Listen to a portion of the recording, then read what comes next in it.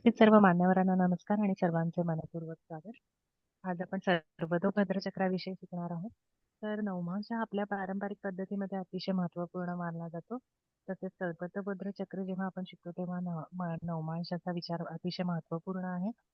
तर सर्वतोभद्र चक्रामध्ये आपण स्पष्ट ग्रह करतो, त्यानंतर स्पष्ट भावाचा आपण विचार करतो, त्यानंतर स्पष्ट भावाची कुंडली मांडली जाते, त्याला क्षेत्रकुंडली असेही म्हणतात. सर्वतोभद्र चक्र हे शास्त्र नवमांश व सूक्ष्मांशावर असे आधारित आहे. नवमांश 108 आहेत. या 108 नवमांशांचा सर्वतोभद्र चक्राच्या कुंडलीमध्ये मांडणी केली जाते आणि त्याच्यानुसार आपण प्रेडिक्शन करतो. तर सर आपल्याला याविषयी आज मार्गदर्शन करणार आहे.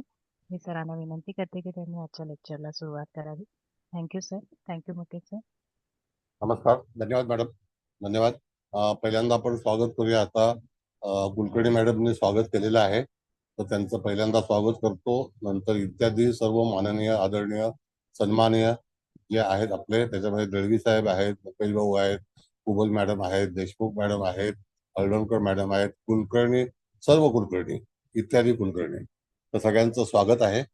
त्या ह्याच्यामध्ये आता कुलकर्णी मॅडमने स्वागत केलं आहे. तर मी तुम्हाला आजचा जो भाग आहे, तर गेल्या वेळेला आपण धारकांश कुंडली शिकलो होतो. आता त्याबद्दल जर काही प्रश्न असतील, तुम्हाला काही कळले नसेल, तर अवश्य आताच्या घडीला विचारून घ्या.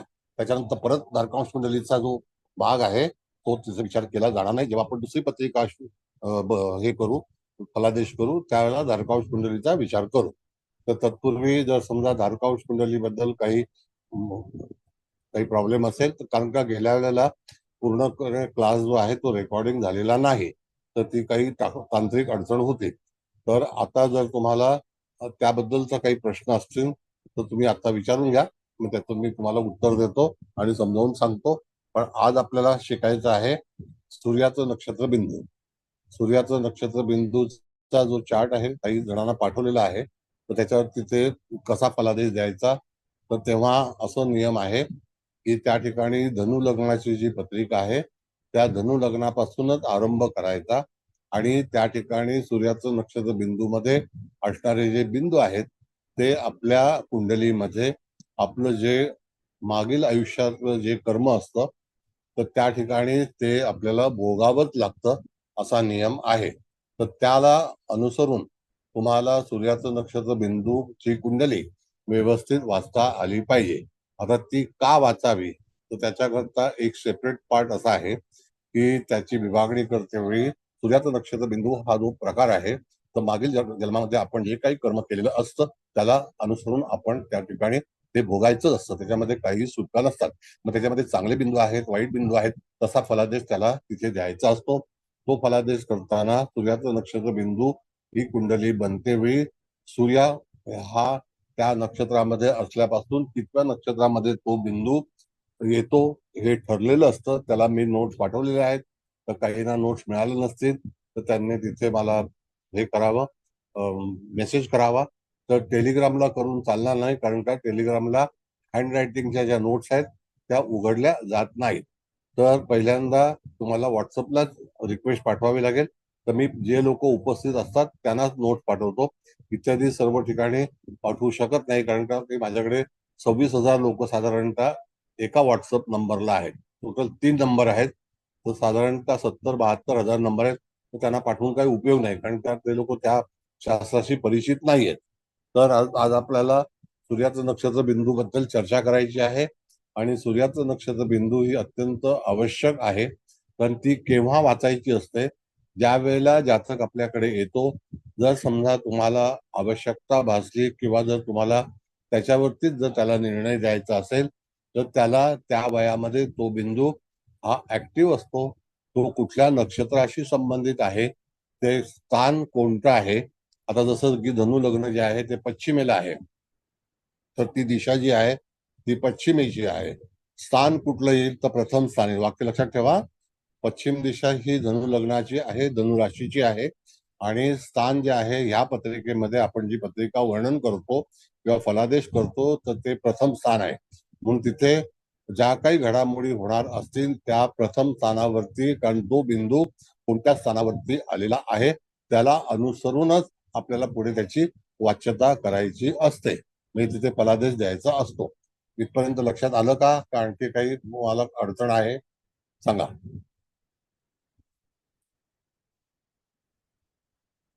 काही कळलं नाही असं काय आहे का? नाही सर, कळलं. व्यवस्थित? बर. हो, व्यवस्थित तुमच्या कळलं. हा तुमच्याकडे पत्रिका आहे का तिथे? हो सर. असेल ना, सगळ्यांकडेच असेल ना, आता खूप पूर्वीच पाठवलेली आहे ना. हो, मग तरी सुद्धा आजची पत्रिका म्हणून तिथे हे पाठवलेलं आहे.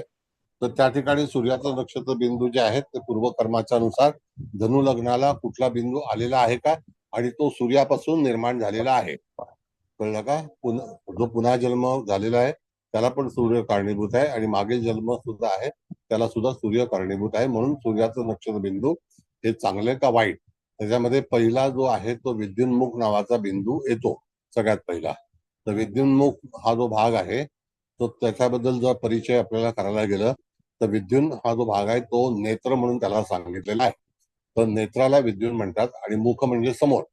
म्हणजे त्या जातकाच्या जीवनामध्ये ज्या घडामोडी होणार असतील ते त्याला दृष्टीच्या समोरचं फळ, मग ते चांगलं किंवा वाईट हे कसं ठरवायचं, तर त्या पर्टिक्युलर नक्षत्रामध्ये किंवा तो जो बिंदू जिथे आलेला आहे त्या ठिकाणी एखादा पापग्रह आहे का शुभग्रह आहे त्याला अनुसरून आपण पुढे जाऊन त्याचा फलादेश निश्चितच निर्माण करतो. तर आता कुबल मॅडम, तुमच्याकडे विद्युन्मुख नावाचा बिंदू धनु आहे. लग्नाला हा हो. कुठेशी आलेला आहे बघा. तो सर षष्ठ स्थान आणि सप्तम स्थानाच्या असं मध्ये, म्हणजे दोघांचे फळ देईल ना. आणि हा, म्हणजे षष्टम त्रिपाद स्थानात नक्षत्र, त्रिपाद ग्रह आहे नक्षत्र, राहू. हो द्विपाद हो हो नक्षत्रामध्ये हो याच्यामध्ये हो येतो. हो आणि हो. त्या ह्याच्यामध्ये धनु लग्नाला मृगशीर्ष नक्षत्र हे द्विपाद आहे. हा. तर विद्युन्मुख नावाचा बिंदू म्हणजे दृष्टी समोरचं जे फळ आहे ते आपल्याला करायचं असतं. तर त्या ठिकाणी एखादा ग्रह आहे का ह्याचा विचार करायचा आहे. तर तिथे ग्रह असेल तर ग्रहाला समावेश करून, किंवा त्या राशीचा अधिपती, आता तिथे त्या राशीचा अधिपती म्हणजे बुध आणि शुक्र हे दोन आले, तर हो हो मृगशीर्ष नक्षत्राचा जो आपल्या विश्वोत्तरी महादशेमध्ये विचार करतो की त्याचा अधिपती मंगळ, हा विचार करायचा नाही. तर पहिलं जे महत्व आहे ते स्थानाला आहे. तो कुठल्या स्थानासंदर्भात ते फळ देणार आहे. ते विद्युन्मुख बिंदू हा चांगला सुद्धा आहे आणि वाईट सुद्धा आहे. जर त्याचा अधिपती एखाद्या कुयोगामध्ये असेल मूळ पत्रिकेमध्ये, म्हणजे तो राहू सोबत आहे का, केतू सोबत आहे का, शनी सोबत आहे का, तर अशा वेळेला विद्युन्मुखाचं जे फळ आहे, फलित आहे, ते जातकाच्या जीवनामध्ये त्याला तशा तऱ्हेने, म्हणजे ज्या ग्रहाची जशी अवस्था असेल त्याप्रमाणे, म्हणजे इथे सप्तम स्थान आणि षष्ठ स्थान या दोन स्थानाला तो तिथे लाभलेला आहे. तर दोन स्थानांचं वर्णन करताना षष्ठ स्थान हे शत्रुस्थान आहे, सप्तम स्थान हे जोडीदाराचं आहे. तर अशा वेळेला त्या ठिकाणी जोडीदाराच्या बाबतीमधल्या ज्या काही घडामोडी असतील बऱ्या वाईट, त्या तुम्हाला तुमच्या डोळ्यासमोर, दृष्टीसमोर भोगाव्या लागतील किंवा पाहाव्या लागतील. अशा तऱ्हेचा फलादेश जो आहे तो आपल्याला करायचा आहे. आता त्याचा अधिपती हा शुक्र, हा मॅडम बघितलं तर धनु लग्नाला शुक्र हा कोणत्या राशीमध्ये, चतुर्थात आलेला आहे का? चतुर्थात मीन मध्ये. हा. मग उच्च. आता त्या ठिकाणी चतुर्थ स्थान हे शुभ स्थान आहे. शुक्र हा शुभग्रह आहे. आणि बुध पण जो आहे तो रवियुक्त पंचमात आलेला आहे का मॅडम? होय होय होय. पंचमातच आहे. हा, हा. रवियुक्त. हा, मग तर त्या ठिकाणी रवी बुधाची युती आहे. तर त्या ठिकाणी केंद्र आणि त्रिकोण स्थानामध्ये विद्युन्मुख बिंदू आलेला आहे. मग विद्युन्मुख बिंदू जर पंचम आणि चतुर्थ स्थानात आल्यामुळे त्या जातकाच्या जीवनामध्ये ज्या काही घडामोडी होतील तर तो शुभग्रह असल्यामुळे, पण स्थान जे आहे तर एक शुभ स्थान आहे, एक अशुभ स्थान आहे. अशुभ स्थान एवढ्यासाठी आहे की त्या ठिकाणी षष्ठ स्थान हे कष्टाचं आहे. तर अशा वेळेला जातकाच्या जीवनामध्ये जे मातुल घराणं आहे त्या संदर्भात पण विचार केला जातो. यदा कदाचित अशा काही घडामोडी होतील की जेणेकरून आईच्या माहेरी या ठिकाणी तिथे जातकाच्या जीवनात तो विद्युन्मुख बिंदू हा जेव्हा ऍक्टिव्ह होईल, तर तो ऍक्टिव्ह होताना त्या ठिकाणी जातकाचं वय तिथे खाली दिलेलं आहे, तर तो कोणत्या वयामध्ये ऍक्टिव्ह होणार आहे. आणि अशा वेळेला त्या ठिकाणी पर्टिक्युलर त्या वर्षामध्ये जातकाच्या जीवनामध्ये तिथे त्या नक्षत्राला, त्या राशीला एखादा ग्रह वेध घेणार आहे का, आता मृगशीर्ष नक्षत्र जर आपण पाहिलं तर हे मृगशीर्ष नक्षत्र पूर्व दिशेला उपस्थित आहे, म्हणजे आकाशामध्ये.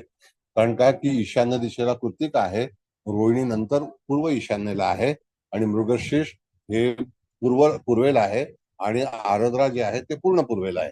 म्हणजे अशा वेळेला त्या ठिकाणी मिथुन रास ही पूर्ण कालपुरुषाच्या कुंडलीमध्ये जरी मेष रास आली तरी सुद्धा सर्वतोभद्र चक्राच्या अनुसरून जे मृगशीर्ष नक्षत्र आहे ते पूर्व उदित होण्याच्या अगोदर आहे. मग जातकाच्या याच्यामध्ये ते जे नक्षत्र आहे ते नक्षत्र पूर्व दिशेला तुम्हाला आढळेल. पण जातकाचा जन्म हा धनु लग्नामध्ये झाल्यामुळे ती आपली पारंपरिक ज्योतिषाची पूर्व दिशा आहे, पण मूळ धनुराज जी आहे ती पश्चिमेला आहे. इथपर्यंत कळलं का? सांगा. होय. हो सर. हो आलं सर. लक्षात? हो ओके. सर. म्हणजे अशा वेळेला तुम्हाला फलादेश देते बी. आता बघायचं आपल्याला की तो तिथे जे वय दिलेलं आहे ते वय आपण धारकांश कुंडली शिकते वेळी जे नक्षत्र होते त्या नक्षत्राला अनुसरून आपण वयाची निश्चिती केलेली आहे. मग त्या ठिकाणी ते जे वय आहे तर ते कोणत्या वर्षी तो बिंदू ऍक्टिव्ह होईल आणि तुम्हाला फलादेश मिळेल. आता त्यामध्ये येस मॅडम. हा, तर मग ते 3 वय दिलेत ना इथे, 15, 42 आणि 69. Yes. मग त्याचं सांगतायत तुम्ही? सांगा सांगा.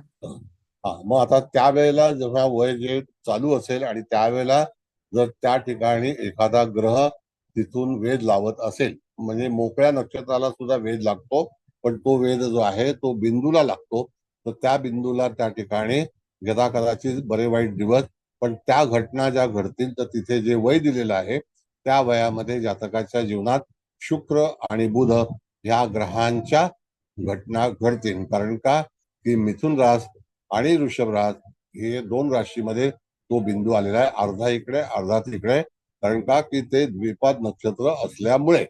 हे वाक्य लक्षात ठेवा, कारण ते द्विपाद नक्षत्र असल्यामुळे जातकाच्या जीवनामध्ये जे काही फलादेश मिळणार आहे तो फलादेश जातकाला त्या नक्षत्राच्या अनुसरून प्राप्त होईल. याच्याबद्दल तुम्हाला काही शंका, काही प्रश्न? बोला. कारण का सर परत हे आता हा बोला. आता गुरु मृग नक्षत्रानं भ्रमण करतोय ना आता गुरु गुरुग्रह नाही, आता नाही, तो ग्रह पकडायचा नाहीये. हा नाहीये का? मूळ कुंडली जी जातकाची जेव्हा जातकाचा जन्म होतो त्या जन्माच्या वेळेला हा बिंदू निश्चित केला जातो. तो कशावरती निश्चित होतो की हे सगळे सूर्याचं नक्षत्र बिंदूचे जे बिंदू आहेत ते सूर्य जन्माच्या वेळेला कोणत्या नक्षत्रामध्ये असेल त्याच्यापासून त्याची मोज होते आणि तिथून गणतरी होऊन नंतर मग त्याचा विचार करतो की त्याने तिथे कुठे त्याचा बिंदू तो उपस्थित झालेला आहे. हो ठीक आहे, समजलं सर. कळलं? बरं. नेक्स्ट.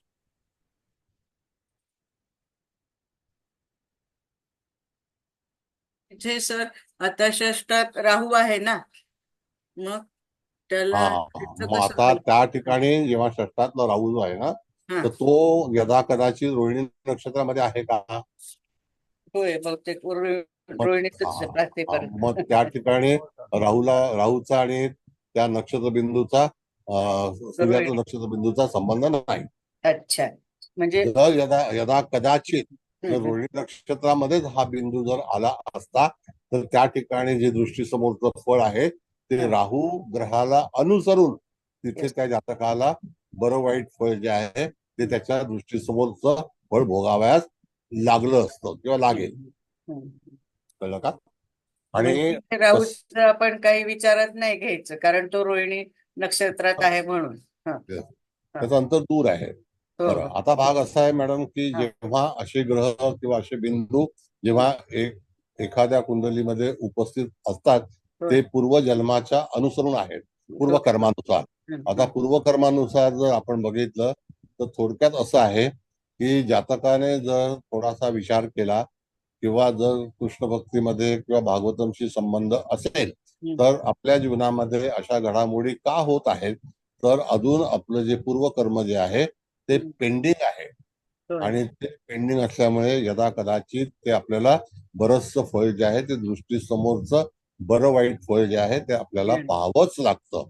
होय. मग त्याच्यामध्ये जे षष्ठ स्थान आहे तर हम्म. षष्ठ स्थान आणि सप्तम स्थान, तर सप्तम स्थान हे जोडीदाराचं आहे, षष्ठ स्थान जे आहे ते शत्रूचं आहे. तर असा हा मिश्रित फलादेश जो आहे तो आपल्याला करता आला पाहिजे. हो, छान, थँक्यू. सर एक सर विचारू मी हा बोला बोला बोला. हा सर, मी कवठेकर बोलतेय, विजया कवठेकर. सर नेहमी वाईटच फळ मिळेल असं नाही ना? नाही, आता जर समजा समजा बघा परत सांगतो हा तुम्हाला, कधी कधी आता हा आपण जो विचार केला तर सप्तम स्थान आणि षष्ठ स्थान ह्या दोघांचे अधिपती तिथे नक्षत्राचा अधिपती नाही. तर हा षष्ठ स्थान आणि सप्तम स्थानाचे दोन्ही शुभ ग्रह आहेत, तर त्याला हो शुभच फलादेश मिळेल. हा, कळलं का? म्हणजे जे काय बघायला मिळेल दृष्टी समोर फळ ते कदाचित शुभ असू शकेल, शुभ चांगल्या असं. गोष्टी पण घडू शकतील. Yes. मग आता जर समजा हाच बिंदू राहू युक्त आला असता किंवा शनी हा युक्त आला असता, मंगळ युक्त आला असता, तर त्या ठिकाणी मंगळ, शनी, राहू, केतू हे असे जे पापग्रह आहेत, तर त्या ठिकाणी त्या जातकाला जेव्हा त्याचं जे वय असेल त्यावेळेला त्या घटना घडतील आणि त्याला ते दृष्टीसमोरचं फळ भोगावं लागेल. आता राहिला भाग असा की कधी कधी जातक हा लहान असतो, 2 वर्षाचा असतो, 3 वर्षाचा असतो, पण खरं बघितलं तर हा वय आता इथे आलेलं मॅडमने सांगितलंय ते वय किती आहे, तर पर्टिक्युलर त्या 15व्या वर्षी आता वय जे आपण काढलं ते चंद्रावरून काढलं. तुम्ही गेल्या हो वेळेला होतात ना व्याख्यानाला? हो हो हो हा, होते सर. ते चंद्रावरून काढलं, पण आता हा हा जो बिंदू आहे हा आपण सूर्यावरून तयार केलेला आहे. हो मी तुम्हाला नोट्स पाठवल्यात, त्या नोट्स मध्ये सूर्याचं नक्षत्र बिंदू याचा उल्लेख केलेला आहे. हो सर. कळलं का? हो बघितलंय. हा आता ह्याच्यात मग वय 42, म्हणजे आता 40 वर्षाची आहे ही व्यक्ती, हा म्हणजे बरोबर. 42व्या वर्षी ऍक्टिव्हेट होईल तो बिंदू. हा, तो ऍक्टिव्हेट झाल्यानंतर आता जसं हे 2 शुभ ग्रह आहेत, आता धनु लग्नाला लग्न शुभ आहे, षष्ठ पण शुभ आहे, सप्तम पण शुभ आहे, अष्टम पण शुभ आहे. म्हणजे हो जर आपण पारंपरिक मध्ये फलादेश किंवा सॉरी सर्वतोभद्र चक्रामध्ये फलादेश जर प्रयत्न केला करायचा, तर धनु लग्नामध्ये जी व्यक्ती जन्माला येते त्याला षष्ठ स्थान, सप्तम स्थान, अष्टम स्थान या 3 स्थानांची जी फळं आहेत ती शुभ ग्रहांची असतात. ओके म्हणजे असं लग्नाचं जेव्हा कॅल्क्युलेट करतो तर ती सोय फक्त सर्वतोभद्र चक्रामध्ये उपलब्ध आहे. ओके सर, समजलं. Thank you sir. कळलं? सर मी विचारू हा विचारा आता ना. बुध आणि शुक्र आपण इथे हे करतोय सप्तम आणि षष्ठ स्थानाचे अधिपती म्हणून, तर हे वारंवार येत राहतील ना अंतर्ग्रह नाही असल्यामुळे नाही यांचं नाही नाही नाही नाही. नाही हा बिंदू नाही का? बिंदू हा मॅडम ऍक्टिव्ह होईल ना, हा बिंदू स्पेशली त्या वयालाच ऍक्टिव्ह होईल. आणि जेव्हा अच्छा एखादा इन बिटवीन पर्टिक्युलर इयर, आता जसं आपण जर पाहिलं तर मृगशीर्ष नक्षत्र जे आहे तर त्याच्या समोरचं नक्षत्र आहे पूर्वाषाढा. कळलं का? आता त्या हो पूर्वाषाढा नक्षत्राच्या तिथून जर एखादा ग्रह जाणार असेल आणि तो सन्मुख वेध घेणार असेल तर तो नक्षत्राला वेध घेईल, तर त्याचं कॅल्क्युलेशन जे आहे ते सप्तशलाकामध्ये आहे. अच्छा, म्हणजे त्याचं हे सतत जरी जात असले भ्रमण करत असले तरी प्रत्येक वेळेलाच घटना घडेल असं नाही. नाही नाही नाही नाही नाही. हा जो बिंदू आहे हा लाईफ टाईम मध्ये तुम्हाला तो कुठल्या स्थानात कुठल्या नक्षत्रामध्ये त्या संदर्भातीलच जे काही भोग आहेत ते भोगावे लागतात. अच्छा, आलं लक्षात पण सर. ते लागणारच, म्हणजे तिथे कॉम्प्रोमाइज नाही. हो आणि असं जर जीवन बघितलं मॅडम तर त्या जीवनामध्ये आपण पूर्वकर्मानुसारच जीवन जगत असतो आणि कधी कधी हो आपल्याला जेव्हा सूचना मिळते आपलं ते कव्हर होतं, कम्प्लीट होतं. म्हणून त्या ठिकाणी भागवतमध्ये असं सांगितलेलं आहे, जर तुम्ही हरिभक्ती करत असाल आणि त्यावेळेला तुम्हाला जर तुमचं पूर्वकर्म नष्ट करायचं असेल किंवा संपवायचं असेल तर त्यावेळेला हरीच्या चरणावरती तुम्ही गेलात तर तिथे ते कर्म जे आहे ते तुमच्या समोर येणार नाही. अच्छा, आलं लक्षात सर. Yes. Thank you sir. धन्यवाद. नेक्स्ट. आता मॅडम दुसरा जो बिंदू आहे तो शूल बिंदू आहे का बघा जरा. सर शूल आहे आणि तो अष्टम स्थानात आहे, कर्क राशी. कर्क राशीमध्ये पुष्य नक्षत्रात आहे का? आश्लेषामध्ये आहे? पुष्य नक्षत्रात आहे. पुष्य हा. पुष्यमध्येच आहे. Very good. हा, मग आता जसं की आपण बघितलं की हा पुष्य नक्षत्रात आहे, म्हणजे तुम्हाला तुमच्या पत्रिकेमध्ये उजव्या हाताला कोपऱ्यामध्ये आग्नेय दिशेला आहे. पुष्य नक्षत्र हे पूर्व आग्नेयचं नक्षत्र आहे. तर त्या पुष्य नक्षत्रामध्ये दरिद्रांश सुद्धा आहे. कळलं का? तर पुष्य नक्षत्र ह्या ठिकाणी अष्टम स्थानामध्ये आलेलं असल्यामुळे त्या ठिकाणी जातकाला शूल हा बिंदू हा काहीही पॉझिटिव्ह नाही. शूल म्हणजे आंतरिक दुःख, दुःख म्हणजे चांगलं गोष्ट नाही. आता अशा ह्या जातकाच्या जीवनामध्ये, प्रत्येकाच्या जीवनामध्ये अशी दुःख जी असतात तर ती भरपूर प्रमाणामध्ये उत्पन्न होतात, उपस्थित असतात, किंवा त्याची झळ जी आहे ती त्या जातकाला सतत सतावत असते. तर प्रत्येकाच्या जीवनामध्ये आंतरिक दुःख हे असतंच. मग तशाच याच्यामध्ये आपण जर पाहिलं तर जातकाच्या जीवनामध्ये अष्टम स्थानासंदर्भात, कर्क राशीच्या संदर्भात, कारण ते चतुष्पाद नक्षत्र आहे आणि चतुष्पाद नक्षत्र असल्यामुळे त्या ठिकाणी चतुर्थ स्थान म्हणजे कालपुरुषाला, कर्क रास ही कालपुरुषाची, आणि त्यानंतर आग्नेय दिशा आणि अष्टम स्थान. तर अष्टम स्थानातलं हे दुःख प्रामुख्याने असं असेल की एखादं जातक अतिशय ज्याच्यावरती प्रेम करत असेल, किंवा जसं की कर्करास ही जी आहे ही ज्याला आपण म्हणतो की जास्ती अटॅचमेंट करणारी रास आहे, ज्याच्यावरती अतिरिक्त प्रेम असतं, भावनात्मक गोष्ट असते. तर जातकाच्या जीवनामध्ये येणारं दुःख हे कोणत्या स्वरूपाचं असेल, त्याचं स्वरूप जे आहे हे स्वरूप ज्याला मानसिक एखादा धोका होणं, एक कधी कधी कुठल्या गोष्टीमुळे फॅमिलीमध्ये, मित्रमंडळीमध्ये असा काही धोका होतो, तो त्याच्या जीवनामध्ये कायमस्वरूपी लक्षात राहतो. म्हणजेच काय की अशा वेळेला जातकाच्या जीवनात होणारं जे दुःख आहे ते त्याचं स्वरूप हे अशा तऱ्हेचं असू शकतं. आपल्याला लक्षात आलं तुमच्या? बोला. लक्षात आलं नसेल तर हरकत.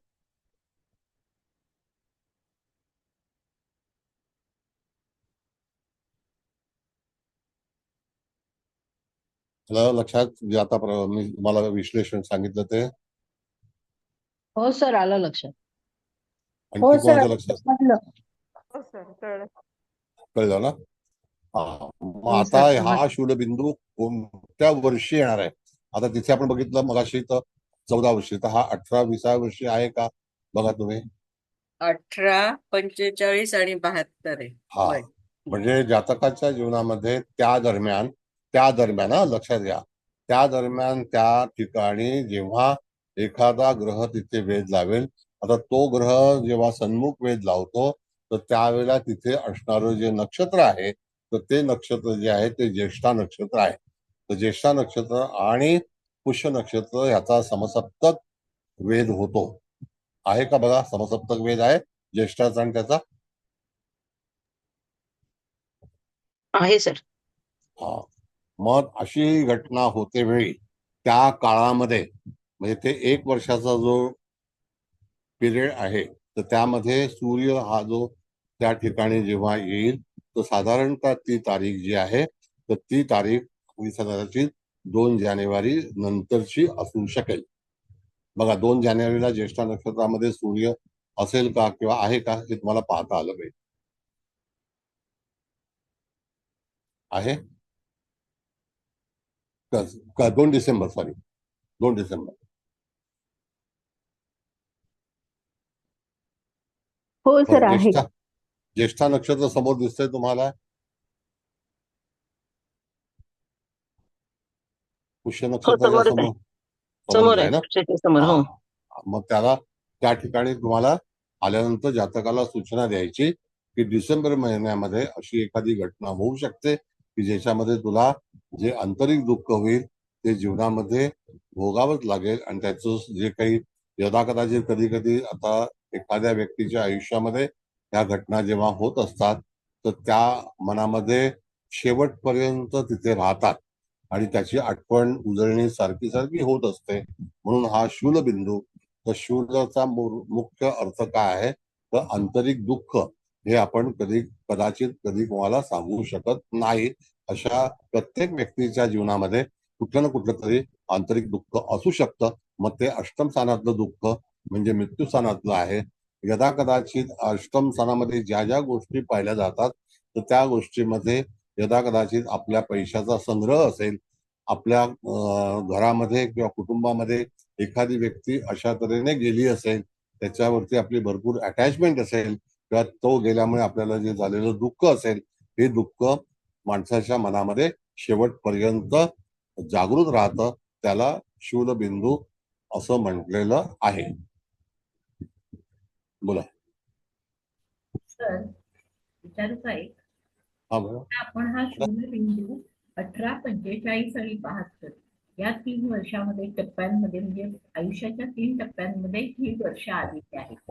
पण समजा एखाद्याला 18व्या वर्षी असा प्रॉब्लेम म्हणजे 3ही टप्प्यावर प्रॉब्लेम येणारच असं आपण म्हणायचं का? हो हो, अशा बघा अमुक एक गोष्टी ज्या असतात ना मॅडम, तुम्ही एखाद्या व्यक्तीच्या आयुष्यामध्ये वारंवार अशी एखादी घटना होते आणि ती अमुक एका काळानंतर होते.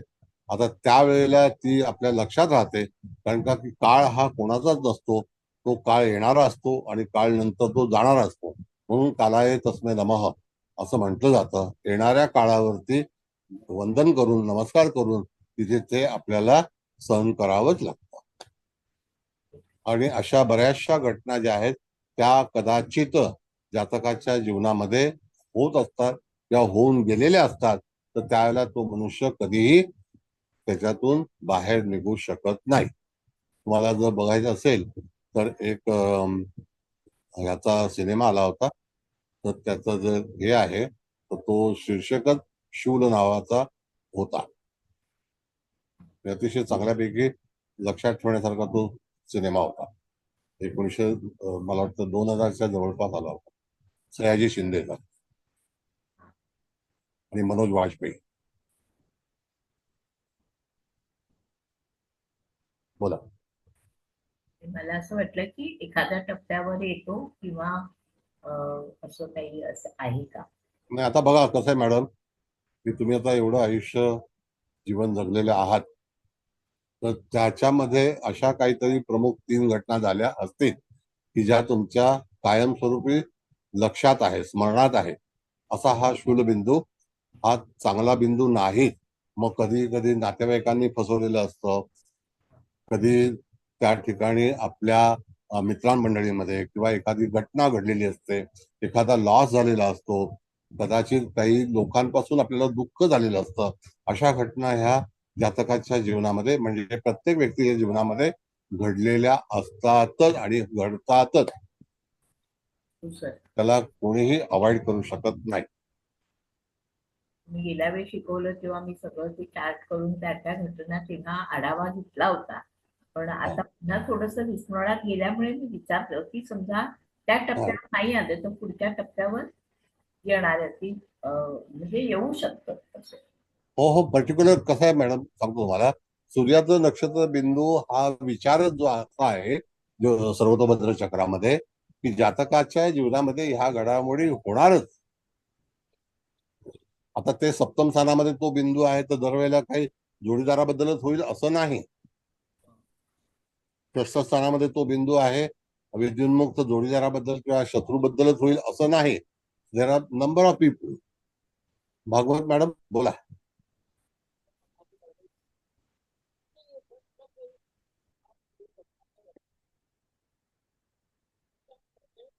भागवत मॅडम विचारा.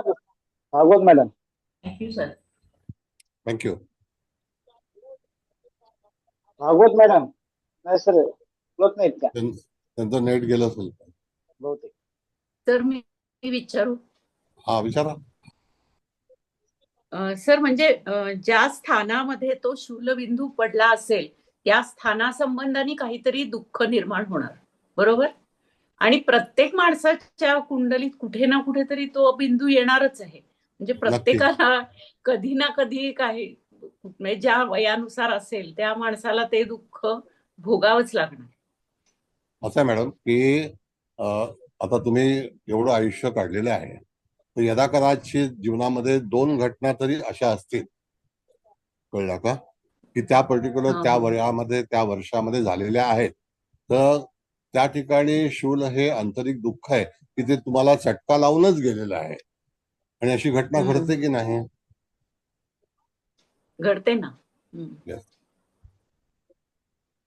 मग त्या मनुष्याला त्याचा त्रास होतो. म्हणजे आता जर तृतीय स्थानात असेल तर भावंडासंबंधी होऊ शकेल किंवा चतुर्थ स्थानात असेल शेजाऱ्यासंदर्भात पण होऊ शकतो. हा बरोबर. प्रवासामध्ये होऊ शकतो. हो छोटे प्रवास आहे, लिखाणामध्ये होऊ शकतो. हो बरोबर. तो बिंदू त्या ठिकाणी आपण काय काय गोष्टी पाहतो त्या संदर्भात आहे. पण त्याला ऑप्शन असा आहे मॅडम की एक तर तुम्हाला असं बघितलं पाहिजे की तिथे ग्रह आहे का. जर ग्रह असेल तर त्या ग्रहाचं काय महत्व आहे, म्हणजे त्याची कॅटेगरी काय आहे. दुसरा भाग, आता इथे अष्टम स्थानामध्ये हा बिंदू आलाय तर चंद्राची स्थिती कशी आहे. तर मॅडम इथे चंद्र जो आहे तो त्या ठिकाणी आपण जर बघितलं तर वृश्चिक राशीला केतुयुक्त आहे का. हो, चंद्र वेळात वृश्चिक राशीमध्ये केतू आणि मंगळा बरोबर आहे. हा, मग आता अशा वेळेला मंगळ, केतू आणि चंद्र यांची युती मूळ कुंडलीमध्ये योग्य नाही. मग चंद्र हा नीचेच आहे. हर्षल पण आहे तिथेच. नाही, हर्षलचा विचार करू नका, पण तरी सुद्धा असा काही गोष्टीचा आपल्याला नवग्रहाचाच विचार करायचा आहे. तर अशा वेळेला त्या ठिकाणी चंद्र, केतू, मंगळ ही युती मान्य नाही, म्हणजे ती नॉट परमिटेड. तर अशा वेळेला तो जिथे जो बिंदू पडलेला आहे तो चंद्राच्या राशीचा अधिपती आहे, म्हणजे बॉस आहे. ती रास चंद्राची आहे. मग त्या ठिकाणी ज्या घटना होतील ते रिलेटेड मंगळ, रिलेटेड केतू आणि चंद्र या तिघांचं एकमेव आणि स्थान 12वं आणि त्यात चंद्र नीचेचा, म्हणजे त्या चंद्राला मानसिक दुःख अतिशय भोगावं लागेल. आणि अशा घटना ह्या त्याच्या आयुष्यामध्ये यदा कदाचित घडण्याची शक्यता आहे. आणि त्याला असं काही बाकी उपासना वगैरे करून काही फरक पडणार नाही, कारण हे मागच्या जन्मीचं आहे, तर तुम्हाला भोगावंच लागणार. बघा कसं आहे मॅडम, सांगतो तुम्हाला मी. नाही, तुमचा प्रश्न फार चांगला आहे. थोडस हे आहे की आपल्याला जोपर्यंत आपल्याला कळत नाही तोपर्यंत वळत नाही. बरोबर. कळलं काय. आता जोपर्यंत मनुष्य अज्ञानी असतो आणि तो ज्ञानी होतो त्यावेळेला त्याचं वळण बदलतं. मग जर समजा आपल्याला यदा कदाचित, जसं आमच्या गुरुकुलमध्ये असं सांगितलं जातं की तुम्ही सुरुवातीपासून जर हरीच्या सेवेमध्ये असाल तर त्या ठिकाणी ज्या घटना होणार असतील तर त्या हरिचरणावरती तुम्ही सोडायच्या आणि त्याचं दुःख हे हरीकडे सोपवायचं. म्हणजे तुम्हाला तिथे साधी मुंगी सुद्धा चावू शकणार नाही, म्हणजे अशा रीतीने सांगितलेलं आहे. पण आता जर समजा श्रीकृष्णाला जर एखादी व्यक्ती पसंत नसेल किंवा श्रीकृष्णापर्यंत ती पोहोचणारच नाहीये, तर श्रीकृष्णाला ती व्यक्ती आवडत नसेल तर श्रीकृष्णाचं मुखावरती त्याचं नाव पण येणार नाही. म्हणून त्या ठिकाणी इंट्रोडक्शन ऑफ कृष्णामध्ये असं सांगितलेलं आहे. जानकी, हॅलो जानकी, हरी बोल. हा बरोबर काय सांगताय. मी बरोबर सांगतोय का. हो इफेक्ट कमी करण्याचं सामर्थ्य फक्त परमेश्वरातच आहे. जानकी भागवत वाचन करणारी आहे म्हणून मी विचारते. बरोबर सांगतोय. बरोबर आहे ना, काही चूक होत नाही ना. तुम्ही कसं चुकणार. हा बरोबर सांगताय. मग हे असं असतं, कळलं का.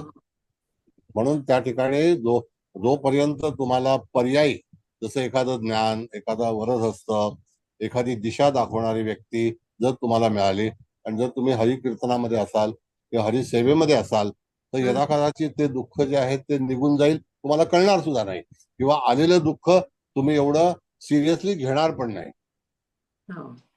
किंवा म्हणजे ते दुःख भोगायचं बळ येईल आपल्यामध्ये. हा, दुःख भोगायचं बळ म्हणजे दुःख ऍक्च्युली कसं आहे मॅडम, तुम्हाला मी सांगतो की आता जी मंडळी आहेत तर एक साधं भागवतमचं पुस्तक जरी तुमच्या घरामध्ये असेल तरी सुद्धा दुःख आतमध्ये शिरणारच नाही. दुःखाला प्रवेश नाही. आणखी दुसरा एक वैशिष्ट्य असं आहे आता विषय निघाला भागवतमचा म्हणून सांगतो की जेव्हा तुम्ही त्या भगवंताच्या भक्तीमध्ये असाल तर त्यावेळेला समोरची व्यक्ती तुमच्यापासून दूर निघून जाईल हे तुम्हाला कळणार पण नाही आणि तुम्हाला शोक होणार नाही, म्हणजे दुःख होणार नाही. शोक म्हणजे दुःख. म्हणून कधी कधी एखादी व्यक्ती जर समजा आपल्या प्रांतातून निघून गेली तर त्याचं दुःख करायचं नसतं. प्रांत म्हणजे आपलं जीवन. तर आपलं दुःख करायचं नसतं, कारण का ती हरीची कृपा होती की हरीने सांगितले की ही व्यक्ती not permitted to attend yourself. अच्छा. हा हा असा नियम आहे. अच्छा. बर, भिडे मॅडम बोला. Thank you, sir. नमस्कार. नमस्कार सर, मला विचारायचं होतं की हे जे सगळे बिंदू आहेत वेगवेगळे सूर्यात नक्षत्र बिंदू, ते प्रत्येक कुंडलीत असतातच ना सगळ्या प्रकारचे बिंदू? हो हो हो हो. प्रत्येकाच्या कुंडलीमध्ये हा बिंदू कुठे ना कुठेतरी येणार. कसं असतं मॅडम की ही कुंडली म्हणजे सर्वतोभद्र चक्र ज्या ऋषींनी बनवलंय तर त्यांनी पूर्णपणे विचार करून त्यांनी अशा तऱ्हेची ही कुंडली मांडली की ज्याच्यामध्ये धारकांश कुंडली आहे, त्याच्यानंतर सूर्याचं नक्षत्र बिंदू कुंडली आहे, चंद्राचं नक्षत्र बिंदू कुंडली आहे, नाडी कुंडली आहे. हा सर्वस्वी विचार त्यांचा आहे. माझं काय, माझं फक्त तुम्हाला एक इंट्रोडक्शन देणं हे माझं काम आहे. हे मी निर्माण केलेलं नाही. तर तरी सुद्धा प्रत्येकाच्या आयुष्यामध्ये काही ना काहीतरी दुःख येतातच. पण कसं असतं की ज्या वेळेला आपण यदा कदाचित आपल्या जीवनामध्ये वळण येणार असेल तर त्या दरम्यानच तुम्हाला त्या ठिकाणी जाण्याची संधी मिळते आणि मग ते दुःख जे आहे ते निवारण होतं. बरं, अजून एक विचारायचं होतं की हा बिंदू ज्या राशीत पडला असेल तो राशी अधिपती म्हणजे जो असेल तर तो त्या याचा धरायचा का? हो, राष्ट्राधिपती म्हणजे ज्या राशीचा मालक आहे ना चंद्र, आणि तो केतुयुक्त झालाय, मंगळयुक्त झालाय, याचा हो. अर्थ ते जे आहे ते 12वं स्थान आहे त्याच्या कुंडलीतलं, आणि बिंदू हा अष्टम स्थानामध्ये आलेला आहे. तर त्याकरता जातकाच्या जीवनामध्ये ज्या घडामोडी होतील तर शूलबिंदू हा अत्यंत कठीण त्याच्या जीवनामध्ये घटना घडवू शकेल किंवा घडतील. धन्यवाद सर, छान समज. धन्यवाद. म्हणून कसं असतं मॅडम की आपल्या पूर्वजांनी सुरुवातीपासूनच त्या ठिकाणी अटॅचमेंट, जसा आता पूर्वीचा धर्म होता, लोक एकत्रित व्हायचे तेव्हा त्यांना असा काही उद्योग नव्हता आणि त्यावेळेला दुःख कमी होते. पण नंतर कालांतराने आपण आधुनिकतेकडे जायला लागलो. आता विचार करा, एक साधी गोष्ट, गांधारीने जर कृष्णाला पहिलाच ओळखलं असतं की हा परमेश्वर आहे आणि ती त्याच्या शरण मध्ये गेली असती तर 100 पुत्रांचा नाश नसता झाला असता. नसतं. येस, पण तिला ते भोगायचंच होतं. तिथे कुठेतरी आवर घालायला पाहिजे होता, पण श्रीकृष्ण त्यांना कळलाच नाही. मग ज्याला श्रीकृष्ण कळला नाही त्याला आयुष्य कळलं नाही. हा नियम आहे. जानकी,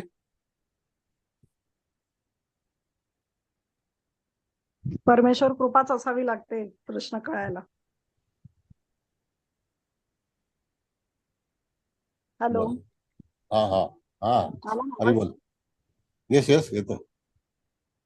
तेच देवाची कृपाच असावी लागते देव कळायला पण, आणि त्यासाठी गोष्ट. आपण पण प्रयत्न करावे लागतात, भले मागचे काही असतील कर्म पण नाही ते. नाही, तुम्हाला आता तुझं भाग्य चांगलं होतं म्हणून तू हरिभक्तीमध्ये सहज गेली.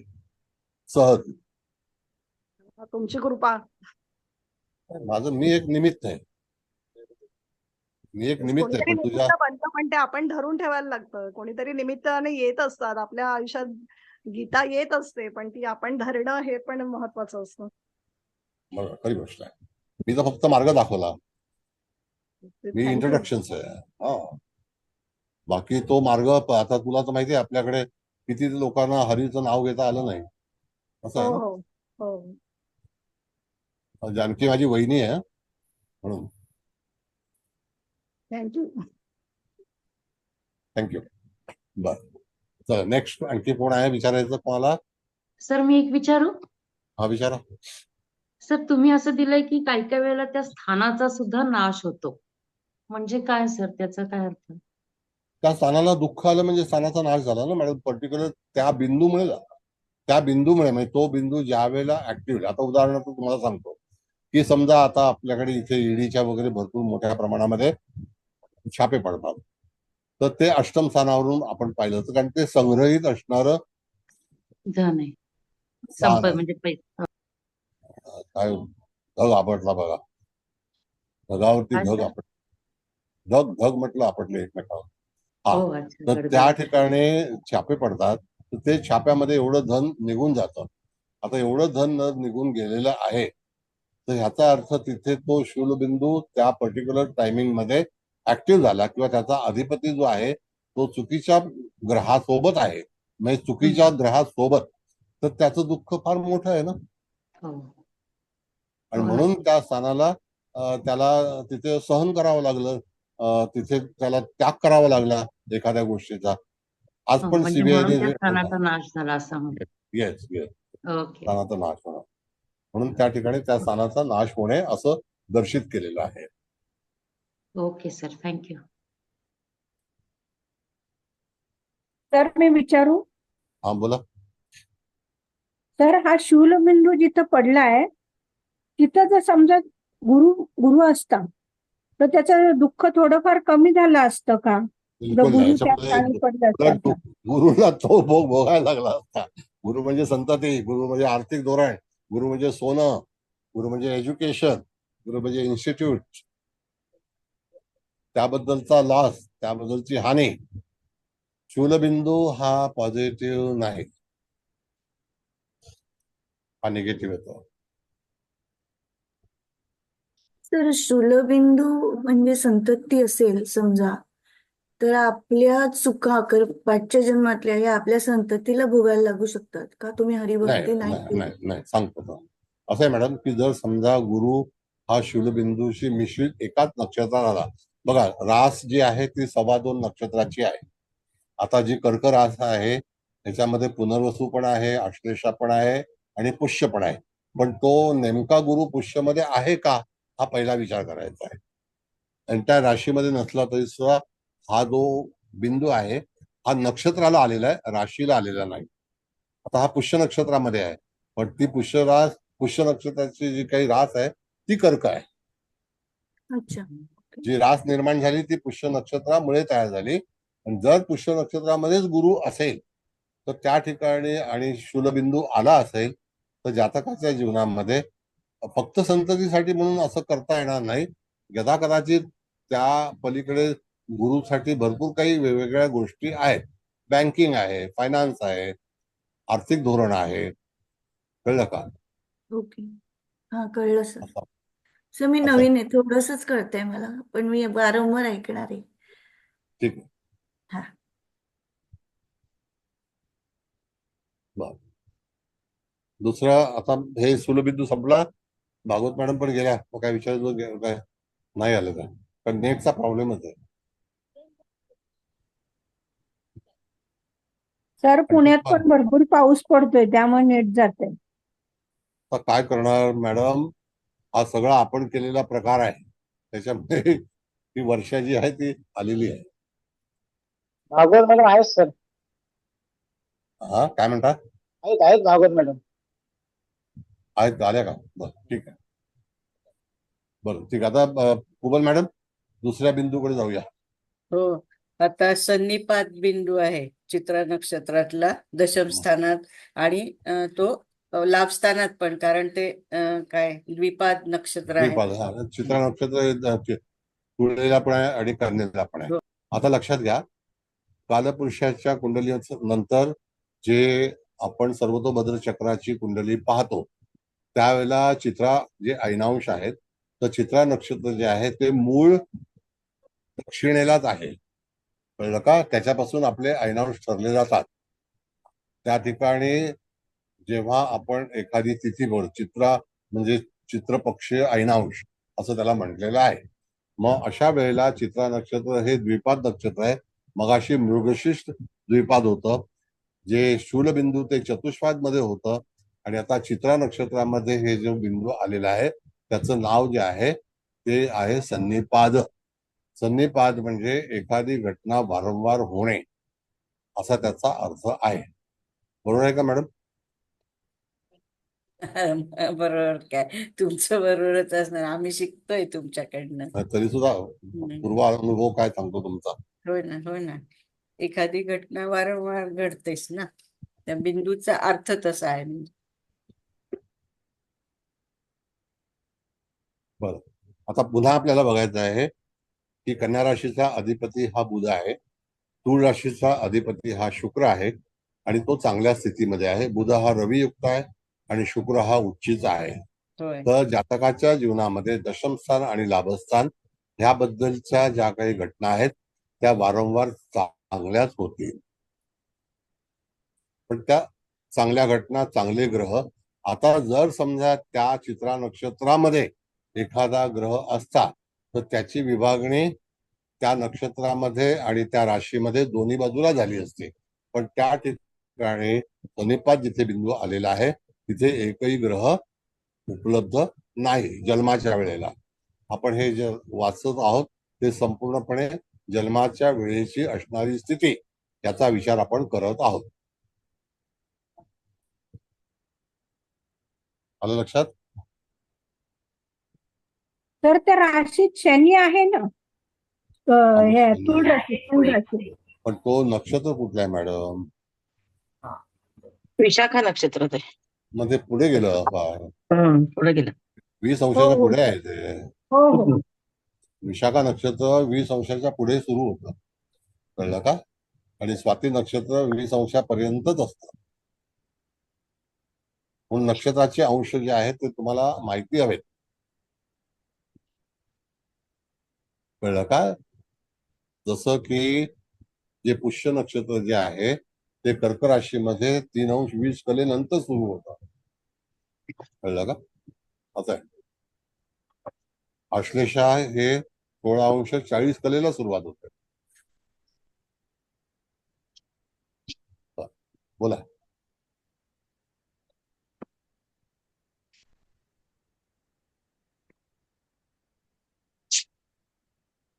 सन्निपादाबद्दल काही विचारायचं आहे का?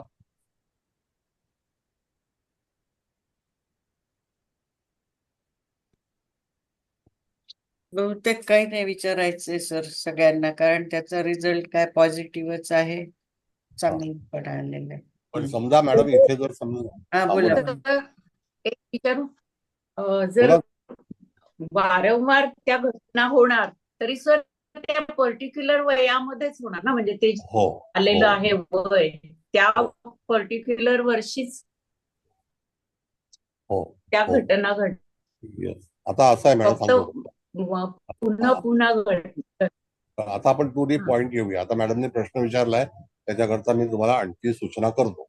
त्याच्यामध्ये असं आहे मॅडम, जर समजा या नक्षत्रामध्ये एखादा पापग्रह असता, म्हणजे रवी, मंगळ, शनी, राहू, केतू हे जर ग्रह त्या बिंदूमध्ये आले असते तर त्याला त्या ग्रहाला अनुसरून एखादी घटना जातकाच्या जीवनामध्ये पर्टिक्युलर त्या वयाला हे वारंवार घडली असते. सन्निपातचा अर्थच असा आहे की एखादी चुकीची घटना किंवा चांगली घटना. मग एखादी चांगली घटना पण होऊ शकते, पण आपण जर बघितलं तर तो दोन्ही राष्ट्राधिपती जे आहेत ते चांगल्या अवस्थेमध्ये आहेत. एक जो आहे तो स्वतः त्या ठिकाणी बघितलं तर पंचम स्थानामध्ये मेषेला आहे आणि दुसरा मीनेला आहे आणि एक रवियुक्त आहे आणि एक एकटा आहे, कळलं का? तिथे जन्म नावाचं त्या ठिकाणी आपण बघितलं तर ते शुक्र हा कुठल्या ह्याच्यात आलेला आहे, असं आहे ना.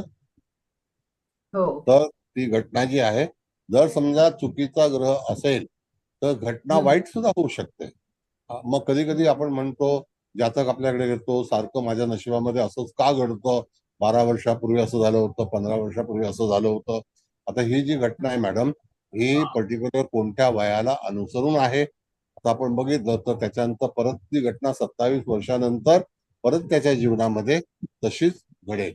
24, 51 आणि 78 वय आहे सन्निपातसाठी. मग ती वयाच्या 24व्या वर्षी अशी एखादी घटना घडेल की यदा कदाचित त्याला त्या घटना ती चांगली असेल पण ती पुन्हा घडण्याची शक्यता आहे. पण ग्रह जर सोबत वाईट असता किंवा त्याचा अधिपती, मगाशी आपण मंगळाचा विचार केला किंवा चंद्राचा विचार केला तर ती घटना जी शोकाकुल आहे. म्हणजे का तर तो शूलबिंदू आहे. बरोबर. कळलं? पण असं. म्हणजे म्हणजे शूलबिंदू सुद्धा असं 3 वयाचे 3 आपण हे लिहितो, पण ते तिन्ही वेळी घडेल असं नाही, असं नाही, म्हणतात. ऐका हा. प्रत्येक माणसाच्या आयुष्यामध्ये काही काही दुःख ही अचानक घडलेली असतात आणि ती सारखी म्हणजे सन्निपात सारखी नसेल. मग शूल हे वाईटच आहे. मग प्रत्येक व्यक्तीच्या जीवनामध्ये काही ना काहीतरी अशा घडामोडी होतील की ज्याला आंतरिक दुःख, हे आंतरिक दुःखाचा भाग आहे. शूल याचा पूर्ण उच्चार असा आहे की आंतरिक दुःख. आणि ते बहीतनं आणली होती ही माझ्यात आपण द्वारीतनं आणलेली. एकदम बंद करा ना आवाज.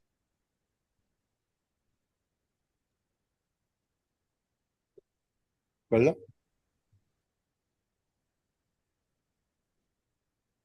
आलं का लक्षात? सर आलं. आलं. हे सांगा की हा सन्निपात बिंदू वारंवार घटना घडवणार आहे आणि इथे रवी, बुध आणि शुक्र हे चांगले ग्रह आलेत म्हणून आपण म्हणतोय की ह्या घटना चांगल्या घडतील. पण राहू, केतू, शनी सारखे असले म्हणजे तर घटना वारंवार घडणारी वाईट पण असू शकते. मी तेच सांगतो तुम्हाला. शूल कसा टोटली दुःखच देणार. पण हा मे बी डिपेंड्स कुठला ग्रह आहे, शुभ अशुभ. आता बघा असं आहे मॅडम, मी तुम्हाला सांगितलं की एखादा शूलबिंदू ज्यावेळेला घडलं आणि जर घरातली मंडळी जर जागृत असतील आणि त्याला त्यांनी सुचवलं की बाबा तू असं असं कर, आता त्या याच्यामध्ये जेव्हा त्यांनी तो मार्ग पत्करला किंवा अवलंबला तर त्या ठिकाणी यथाकदाचित पुढच्या घटना टळू शकते. हो, पण ते ऐकणार का? तो जर प्रॉब्लेम आहे ना. तेव्हा आपण म्हणतोय ना ते घडणारच आहे. नाही तसं नाही, परत सांगतो. नाही सांगा. आणि म्हणजे बरोबर आहे, आपण ह्याला पर्याय आहेच ना प्रत्येक ह्याला, की तुम्ही मगाशी भागवतमचं जसं सांगितलं म्हणजे अध्यात्म तर हे पूर्ण ह्याच्यातनं हे मग तुम्ही ग्रह, नक्षत्र, तारे सगळे आपल्या कंट्रोलमध्ये येतात ना जेव्हा आपण अध्यात्माच्या उच्च स्तरावर असू. असं बोला आता. त्या ठिकाणी कसं असतं की बाबा हे कसं होईल, म्हणजे एखाद्या, जसं मी तुम्हाला एक हे सांगतो, घटना सांगतो की माझं जेव्हा लग्न झालं तर कधी अपेक्षाच नव्हती की एवढी चांगली पत्नी मिळेल. तर लोकांनी असं विचारलं, माझे काही फ्रेंड्स होते, अरे तेरे को बीवी किसने दिया, म्हणजे की आम्ही एवढे कामातून गेलो होतो की आम्हाला बायको मिळणं मुश्किल होतं. असं आहे सर, ज्याला हे माहिती असतं कामातून गेलं आहे तीच व्यक्ती कामाची असते. ज्यांना असं वाटतं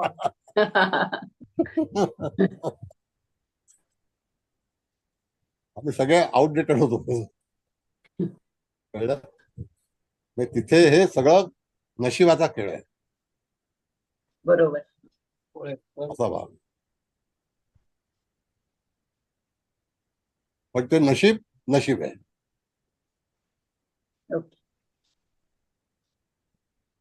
कळलं. थँक्यू. पुढे का पुढे की कुणाला विचारायचंय काही? हा विचार कारण का की सूर्याचं नक्षत्र बिंदू हे चांगलं शिकलं पाहिजे.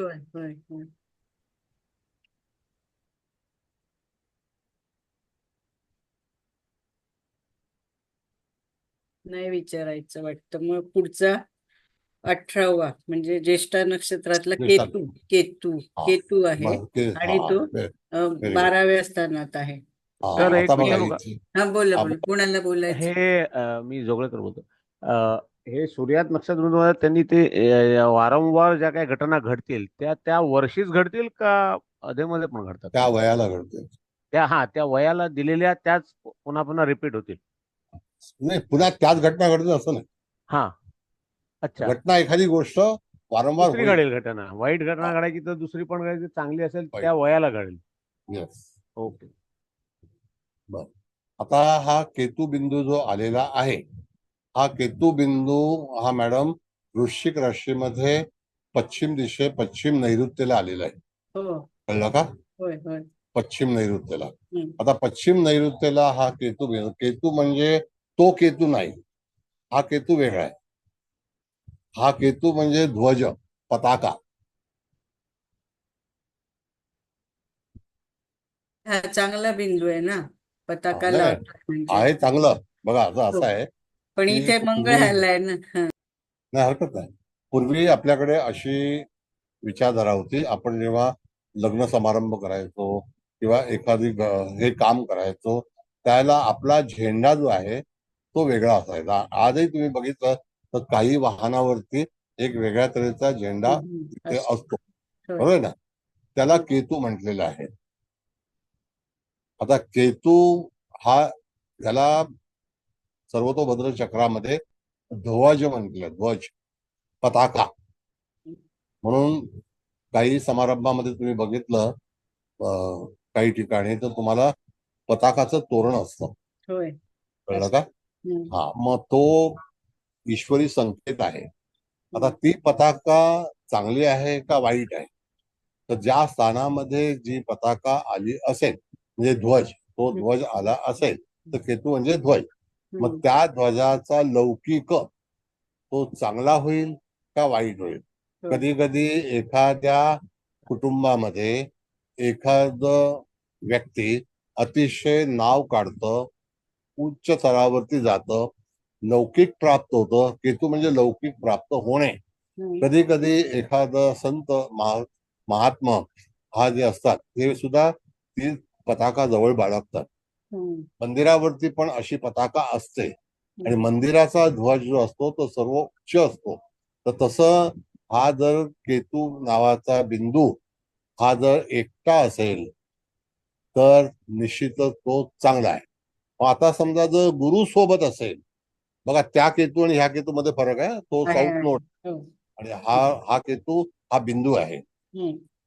जर समजा त्या ठिकाणी सूर्य असेल तर आपल्या वंशाची पताका ही निश्चित चांगल्यापैकी झळकेल. तर आता हे जे सगळे मोठे लोक आहेत जे अत्यंत गरिबीतून फार उंचावर जाऊन बसलेले आहेत आणि त्यांचा कारोबार किंवा त्यांची राजनीती ही अतिशय मोठ्या ह्याच्यावरती चाललेली आहे, तर तिथे सुद्धा त्या केतुबिंदूने तिथे सहाय्य केलं असेल, म्हणजे त्या कुटुंबाचं नावलौकिक, व्यक्तीचं नावलौकिक हे होणं, ह्याला केतूची पताका म्हटलेलं आहे. अच्छा.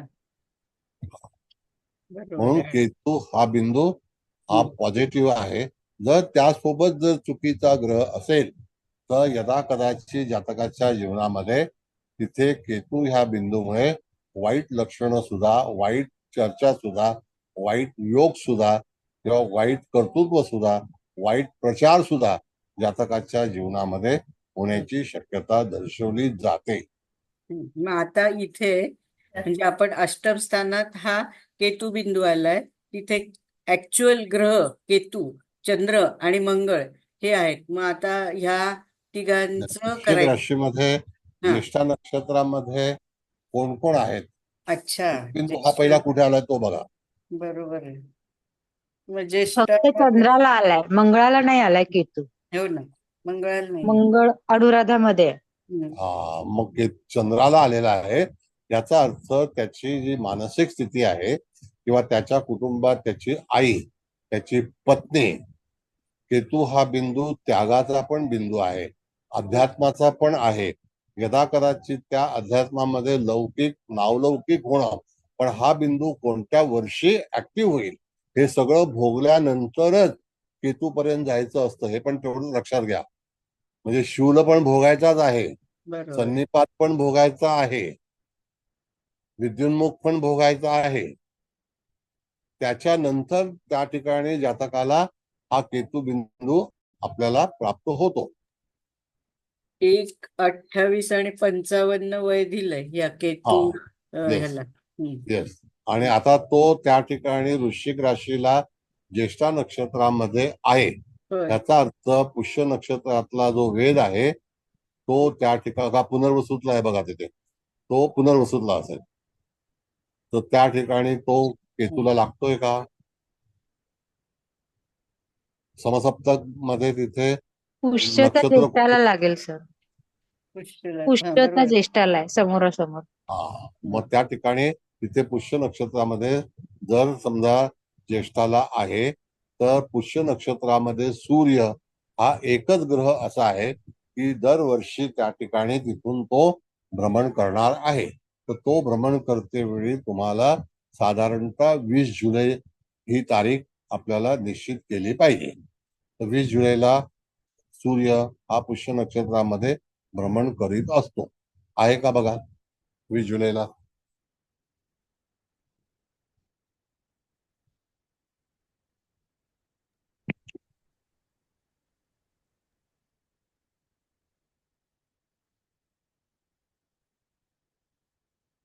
पुष्य नक्षत्रात आहे सर. आहे सर. प्रथम चरण हा, मग त्या तारखेला येतो ना बरोबर. 19. हा मग तो 19. त्या ठिकाणी शिवनवमास आहे. कळलं का? शिवनवमास म्हणजे आपल्याला जर एखाद्या जातकाला भविष्य सांगायचं असेल की तुझा नावलौकिक किंवा तत्सम गोष्ट तुझ्या आयुष्यामध्ये जे परिवर्तन होणार आहे तर ते परिवर्तन होताना त्याच्या समोरून जाणारा जो ग्रह आहे तो ग्रह तिथे वेध लावणार आहे.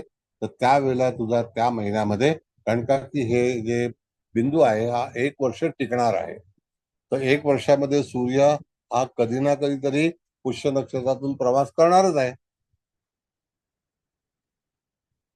नाही का? हो सर. मग तेव्हा त्याला सांगायचं तुम्ही की बाबा तुझ्या नशिबामध्ये पण पहिल्यांदा केतू ह्या बिंदूचा आपल्याला पूर्णपणे अभ्यास झाला पाहिजे की ज्याच्यामध्ये हा बिंदू हा अशा तऱ्हेने ऍक्टिव्ह होणार आहे आणि तुला जे कर्म भोगायला लागणार आहे किंवा तुझा नावलौकिक आहे तो कशा स्वरूपात असेल. तर चंद्र हा जरी नीचेचा असला, चंद्र हा जरी ज्येष्ठा नक्षत्रातला असला तरी सुद्धा केतू हा बिंदू हा शुभग्रहाचे युक्त आहे. वाक्य लक्षात आलं? शुभग्रह युक्त आहे. पण मग बोला. कोणामुळे तो लौकिक प्राप्त होईल? आता चंद्र म्हणजे आई पण आपण स्वतः नाही का? नाही ना, असं आहे की सपोर्टिंग तर तुम्हाला जन्म हा कोणामुळे होतो? तर आईमुळे, वडिलांमुळे. म्हणजे आईच्या थ्रू नावलौकिक होईल किंवा पत्नीमुळे होतो. पत्नी धरायची का चंद्राला का शुक्राला म्हणजे धरायची? काय, चंद्र म्हणजे पत्नीचा कारक आहे, शुक्र नाही आहे. नाही हा सप्तमच आहे तो. शुक्र हा विलासी आहे. म्हणजे पत्नीचा कारक नाही. आई प्लस आपल्या. आता एक साधा विचार करतो तुम्हाला मी. आपल्या फायनान्स मिनिस्टर निर्मला सीतारामन आहेत, बरोबर आहे की नाही? आता त्यांचा लौकिक आहे इकॉनॉमिस्ट म्हणून. आज ते आपल्या देशाचं पूर्णपणे अर्थव्यवस्था पाहतात. पण त्या किती सिंपल आहेत? त्या कधी शोषामध्ये असतात का? नाही. मग त्यांचा लौकिक आहे की नाही? आज एवढ्या मोठ्या पदावर असताना सुद्धा त्या कधीही तुम्हाला अशा जाहीर सभेमध्ये तुम्हाला कधी आढळणार नाही. त्या इंडोर कॉन्फरन्स ज्या असतात त्याच्यामध्येच तुम्हाला त्या दिसतील. कळलं का? दुसरी गोष्ट की त्या तमिळनाडूतल्या राहणाऱ्या त्या घरातून निघताना सुद्धा चालत फुटपाथवरून जातात. कोण विचार पण करणार नाही की ह्या फायनान्स मिनिस्टर ऑफ इंडिया आहेत म्हणून, युनियन मिनिस्टर आहेत. मग ह्या एवढ्या सिंपल मध्ये सुद्धा त्यांची ख्याती आहे ना, तो लौकिक आहे ना, नाही का? आहे छान. येस, इथे म्हणजे ह्या सगळ्या गोष्टी आपल्याला लक्षात ठेवणं गरजेचं आहे. Very simple level. येस, बोला. थोडं ही पत्रिका सोडून एक वेगळं जातक बघून विचारते की मगाशी आपण जसं म्हटलं की द्विपाद नक्षत्र तर समजा एखाद्या वयाच्या तिसऱ्या टप्प्यावर होऊ शकतो चंद्रच ग्रह धरला आणि तो कुंभ राशीमध्ये धनिष्ठा नक्षत्रामध्ये आहे. मग धनिष्ठा नक्षत्र हे द्विपाद नक्षत्र आहे. मकर गेले 2 पद आणि इथे मग तो जर प्रत्यक्ष पत्रिकेमध्ये 3ऱ्या पदातला धनिष्ठा नक्षत्र असेल मग आपण दुसऱ्या पदाशी त्याचा संबंध धरायचा का? नाही, सगळ्या ह्याच्यामध्ये सांगतो मला. आता धनु लग्नाला जर आपण पाहिलं तर धनिष्ठा नक्षत्र हे धनस्थानामध्ये पण येतं आणि पराक्रम स्थानामध्ये पण येतं. तर त्या ठिकाणी दोन्ही म्हणजे आपल्या कुटुंबातला लौकिक अधिक आपल्या भावंडाच्या संदर्भातील लौकिक हा निश्चितच केतू हा बिंदूमुळे जातकाचा होऊ शकतो. हे धनु लग्नाला इथे आलेलं आहे. तुम्ही विचारलेला प्रश्न हा धनिष्ठा नक्षत्रा संदर्भात होता म्हणून. आणि हे नक्षत्र धनुला अनुसरूनच मी विचारलं, म्हणजे त्या जातकाची जी आहे धनु लग्नाचीच आहे. मग तिकडे आपण असं म्हणायचं की आता त्या कुंभ राशी आली म्हणजे कुंभचा समजा शनी व्ययस्थानात बसला असेल तर अध्यात्मासंबंधी सुद्धा नावलौकिक होऊ शकतं. बरेचसे लोक आहेत की प्रीचिंग मध्ये चांगल्यापैकी हे करतात, स्पिरिच्युअल प्रीचिंग करतात, त्यागी असतात, संन्यासी असतात, साध्वी असतात, नाही का? असं आहे. कात घातले फॅनचा वारा तरी लागतो का त्याला?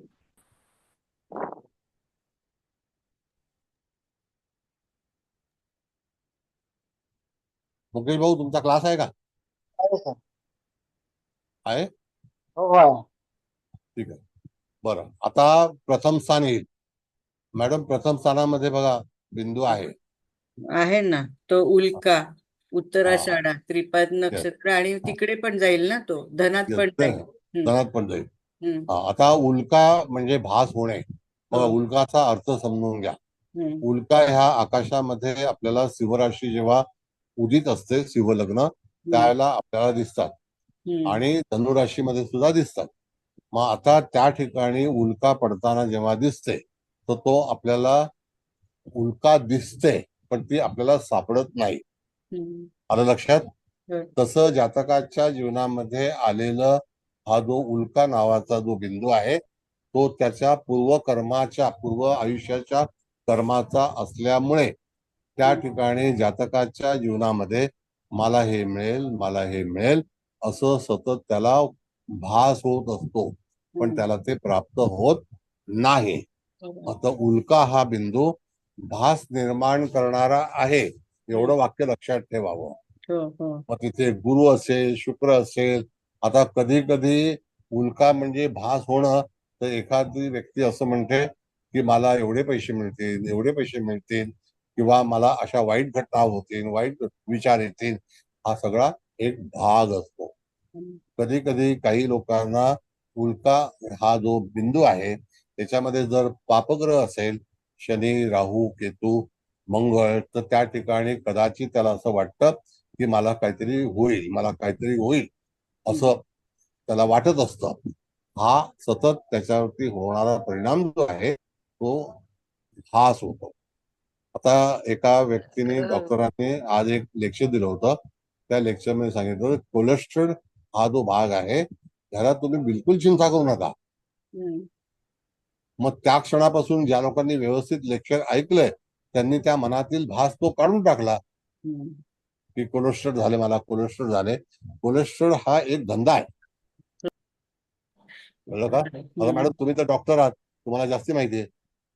त्याच्याच नावाखाली तर लोकांना काही नाही झालं तर अँजिओप्लास्टी काय काय काय काय करतात. सगळेच असे प्रोफेशनल म्हणून तुम्ही ते डॉक्टर आहात. डॉक्टरांकडे जावं की नाही जावं नाही म्हणून काय झालं मी हे नाही ना, पण जरी असलं तरी आता चांगले खूप कमी राहिले किंवा मे बी आपल्याला चांगला डॉक्टर मिळणं हे पण आपल्या पत्रिकेवरच अवलंबून आहे किंवा आपल्या अध्यात्मावर अवलंबून आहे. आपण किती खरे आहोत. काय म्हटलं की तुम्ही डॉक्टर आहात, आम्ही वाढवाय पण नाही.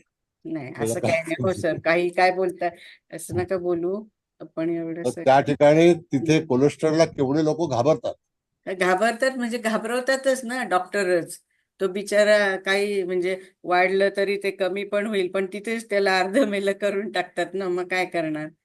म्हणून तिथे नाटक आलं होतं जेथे पाहिजे जाती. आता आपल्या ऍस्ट्रोलॉजी पण मध्ये ना ते काय ते कोणचा तो ते काय सांगतात ना ते हे करा तर ते लोकांना बिचाऱ्यांना किती असं आहे तसं आहे हे होईल ते होईल म्हणजे ते होईल तेव्हा होईल पण अगोदरच एवढं तर हे पण किती चुकीचंच आहे ना तसं. त्यामुळे शास्त्रही बदनाम होतं आणि सगळे बिचारे म्हणजे जातक पण उगाचच आधीच घाबरून ते होणार नाही पण कदाचित पण ठीक आहे, जाऊ दे, चला आपलं पुढचं. तर मग हा बिंदू आहे.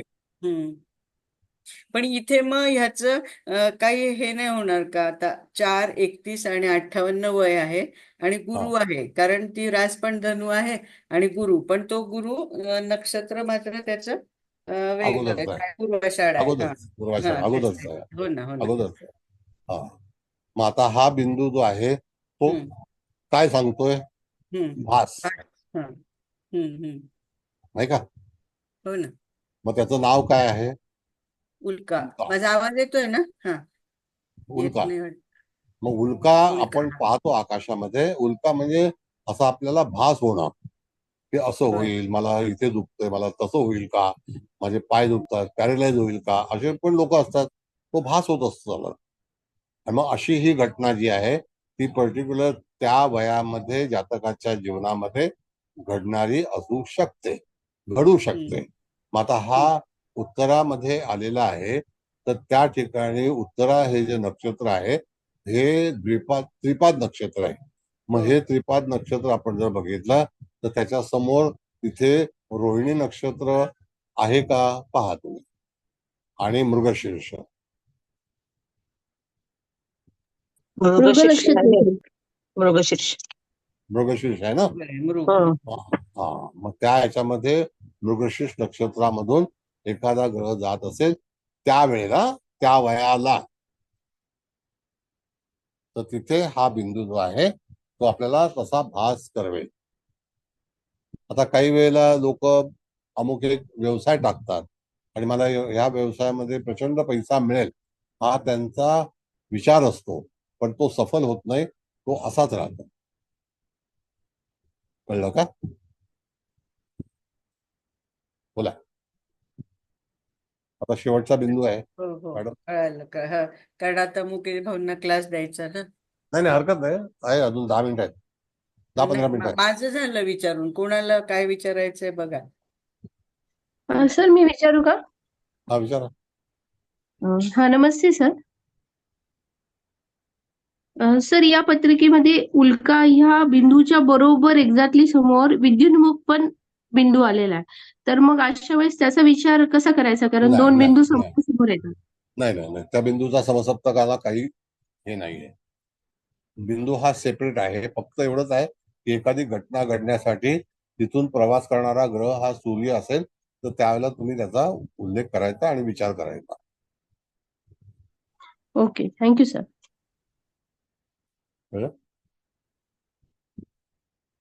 हा, बोला. नमस्कार सर. सर, नमस्ते. हे बिंदू ज्या नक्षत्रात येतात ते ह्या पर्टिक्युलर कुंडलीसाठी आहेत की सर कोणत्याही कुंडलीमध्ये त्याच नक्षत्रामध्ये येतील? नाही, सांगतो तुम्हाला. हा चांगला प्रश्न आहे. बघा, सगळ्यांनी लक्षात घ्या की प्रत्येकाने प्रत्येकाची कुंडली बनवावी. मी ब्लँक चार्ट पाठवलेला आहे, तर त्याचं थोडंसं एक्सरसाइज करावं लागेल तुम्हाला. नसेल तर तुम्हाला तुमची कुंडली तयार करून मिळेल. तुम्ही मला जर फोन हे केलात, मेसेज केला, तर मी तुम्हाला त्यांचा नंबर देईन, त्या तुम्हाला PDF पाठवतील आणि नंतर तुम्ही ती प्रिंट करून घ्या. तर त्या ठिकाणी हे जे बिंदू आहेत हे प्रत्येकाच्या कुंडलीमध्ये भिन्न भिन्न येऊ शकतात आणि हे जे बिंदू आहेत हे सूर्यापासून जन्माला येतात, हे तयार होतात. याचा अर्थ प्रत्येक व्यक्तीच्या आयुष्यामध्ये स्थान, बिंदू, वय हे वेगवेगळं असू शकेल, त्याच्यामध्ये बदल होतो. तो एकच बिंदू येईल असं बिलकुल नाही. कळलं का मॅडम? थँक्यू. बर, आता पुढे आणखी काय?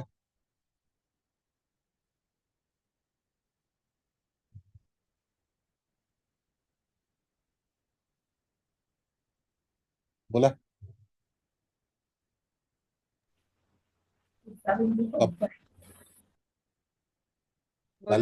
हळदणकर मॅडम बोलत होत्या ना.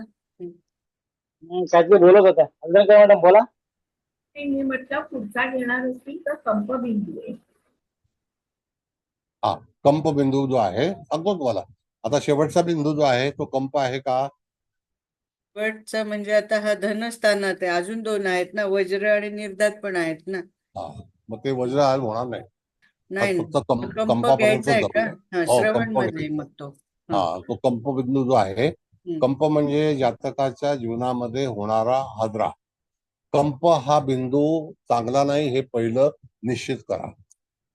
कंप बिंदू हा बिंदू तुम्हाला योग्य नाही. प्रत्येक व्यक्तीच्या जीवनामध्ये कुठला ना कुठला तरी हादसा काही ना काही अशा घडामोडी होत असतात, तर त्याला सहनच करावे लागतात. जसा शूलबिंदू आहे तशाच घटना पूर्वीच्या जन्माच्या कर्मानुसार जातकाच्या जीवनामध्ये बरेचसे जीवनात जे काही हादरे बसतात तर ते कोणत्या स्थानाशी संबंधित आहेत. तर हे जे स्थान आहे हे चतुर्थ स्थान आहे का तृतीय स्थान आहे मॅडम? धनस्थान द्वितीय. द्वितीय स्थान आहे. हं. धनस्थान होय. म्हणजे मकर राशीमध्ये. हो, मकर रास आणि स्वामी शनी इकडे बसलाय तुळे. मग त्या ठिकाणी जर पाहिलं तर मकर राशीमध्ये त्या ठिकाणी जो नक्षत्र जे आहे ते श्रवण आहे. हो, श्रवण नक्षत्र. हा, मग श्रवण नक्षत्र जर असेल तर त्या ठिकाणी समोरचा वेद जो आहे तो कृत्तिका नक्षत्रातला आहे. कृत्तिका. कळलं का? हा, मग कृत्तिका नक्षत्र जे आहे या ठिकाणी आपण जर पाहिलं तर तिथे 15 एप्रिलच्या पुढे आपण साधारणतः 15 एप्रिल अगोदर खरं बघितलं तर नक्षत्र जे आहे ते 12 एप्रिलला सुरू होतं, पण आपण 15 एप्रिल पकडू. मग 12 एप्रिल नंतर एखाद्या जीवनामध्ये हादरा होण्याची शक्यता असू शकते. आता हा हादरा तो चांगला नाही. हे व्हायब्रेशन कंप हे चांगला बिंदू नाही. तर त्याकरता जातकाच्या जीवनामध्ये आर्थिक, कौटुंबिक आणि शनी ज्या स्थानामध्ये बसलाय तो सुद्धा लाभस्थानाशी निगडीत आहे आणि तो त्रिपाद नक्षत्रामध्ये असल्यामुळे त्या ठिकाणी जातकाच्या जीवनामध्ये अर्थव्यवस्थेमध्ये कधी ना कधीतरी अशा तऱ्हेचा हादरा जो आहे तो येण्याची शक्यता दर्शवली जाते. जरी त्याच्या समोर जो शूलबिंदू असला तरी सुद्धा कंप बिंदूचाच विचार करावा. कळलं? आता तो हादरा सौम्य आहे का कठीण आहे? कंप म्हणजे भूकंप, तो भूमीमध्ये होतो म्हणून भूकंप. हा जो कंप आहे हा माणसाला पण तिथे कंप पावतो मनुष्य. म्हणजे जेव्हा अटॅक येतो त्याला तेव्हा सुद्धा हातपाय हलतात, ते सुद्धा कंपामध्येच येतात. आणि जीवनामध्ये आर्थिक नुकसान होतं ते सुद्धा कंप आहे, तो भूकंपापेक्षा भारी आहे. ते स्वतंत्र वैयक्तिक भूकंप झालेला आहे. कळलं? आता जसं लेबनॉनवरती चाललेलं आहे त्यांना पण हादरे बसलेत ना भरपूर. बोला. तर हा,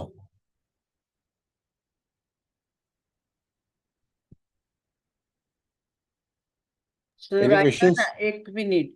आता हा कंप बिंदू आहे, श्रवण नक्षत्रातला आहे. तिथे मकर रास आहे, तो मकर राशीचा स्वामी शनी इकडे विशाखा नक्षत्रात आहे.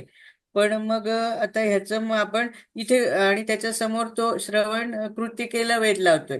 पण त्या कृत्तिकेत ग्रह येईल तेव्हाच हादरा बसेल ना. आता सध्या तर तिथे नाही ना, कोणी नाही, नाहीये. मी तसं नाही. मी काय म्हणतो, तो वय काय आहे ते कन्सिडर करायचं हा, आपल्याला. मग ते वय आहे ना, सांगते ना, मग 6, त्या वयामध्ये मॅडम मी 33 सांगितलं आणि तुम्हाला 37. हा की 12 एप्रिलला तिथून सूर्य हा, प्रवास करणार हो हो आहे. हो ना, हो ना, हो ना, बरोबर आहे ना, तेव्हा हे होईल. येस. तृप्ती कुलकर्णी नाही जोडतात. काय नाही दिसत आहे कारण नाहीतर आहे सर, मी नाही उशिरा जॉईन झाले सर. अच्छा. हा, कोणतरी बाहेर पडल्यानंतर मला एंट्री मिळाली. 100 झाले होते मी जेव्हा जॉईन करायला लागले तेव्हा. ठीक आहे, ठीक आहे. त्यामुळे आता मला तुम्हाला सुरुवातीचं नाही कळलंय. आता कंप हा तुम्ही मी तुम्हाला हे पाठवून द्या.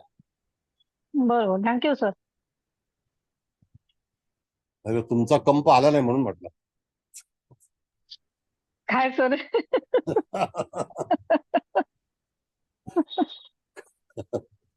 मेषेचा कंप भारी असतो ना. होय सर. आणि सिंहाची गर्जना पण. बरं, ठीक आहे. आता आपण कंपपर्यंत थांबू. जर तुम्हाला कळले नसेल तर पुढच्या वेळेला घेऊ. आता तुम्हाला काही आणखी विचारायचं असेल तर विचारा. नंतर 10 मिनिटामध्ये मला मुकेश भाऊंना क्लास द्यायचा आहे.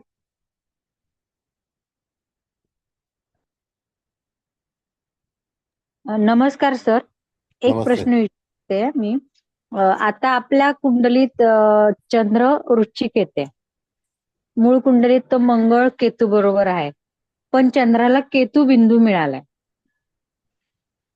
तर मग तर त्यावेळी आपण केतू म्हणजे हे जे ध्वज आहे चांगलंच फलित करायचं ना, की आणि व्ययस्थान आणि पण चंद्र हा व्ययातला पण आहे, निचेचा आहे, व्ययात आहे, प्लस केतू मंगळ युक्त आहे. तरी देखील आपण जेव्हा ऍज पर ह्याच्याने जाऊ सूर्यात नक्षत्र बिंदू, तेव्हा तो त्या वयानुसार त्याला ते चांगलंच फलित सांगायचं ना.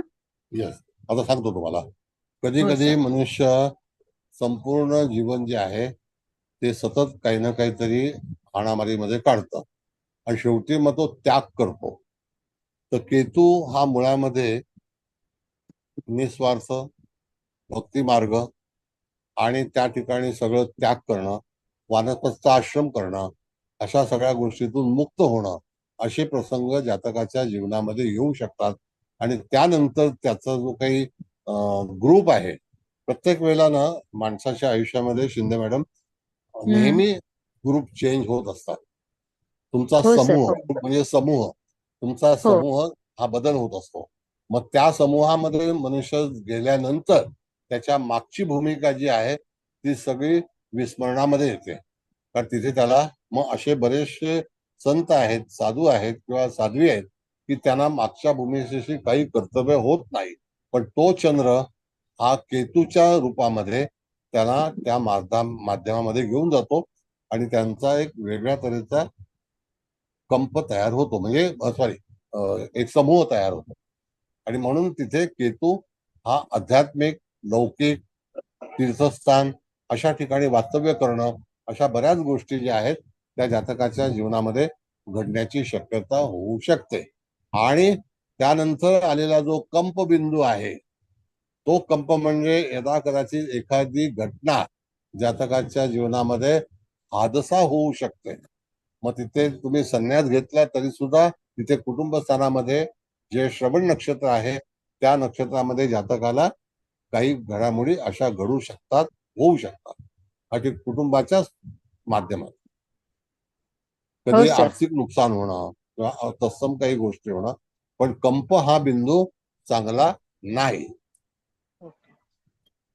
थँक्यू सर, धन्यवाद. समजलं, छान. धन्यवाद. बर, पुढे आता बराच वेळ झालेला आहे, तर सगळ्यांचे प्रश्न संपले असतील तर अलडणकर मॅडम अभिप्राय देतील आणि मग समारोप जो आहे गुगल मॅडम करतील. आणखी कोणाला काही विचारायचं असेल, बोलायचं असेल तर बोला. आपल्याकडे 10-15 मिनिटं आहेत. सर मी सांगू? हा, नमस्ते सर. सर खूप नमस्ते. सुंदर क्लास झाला. मी ऐकत होती सर्व.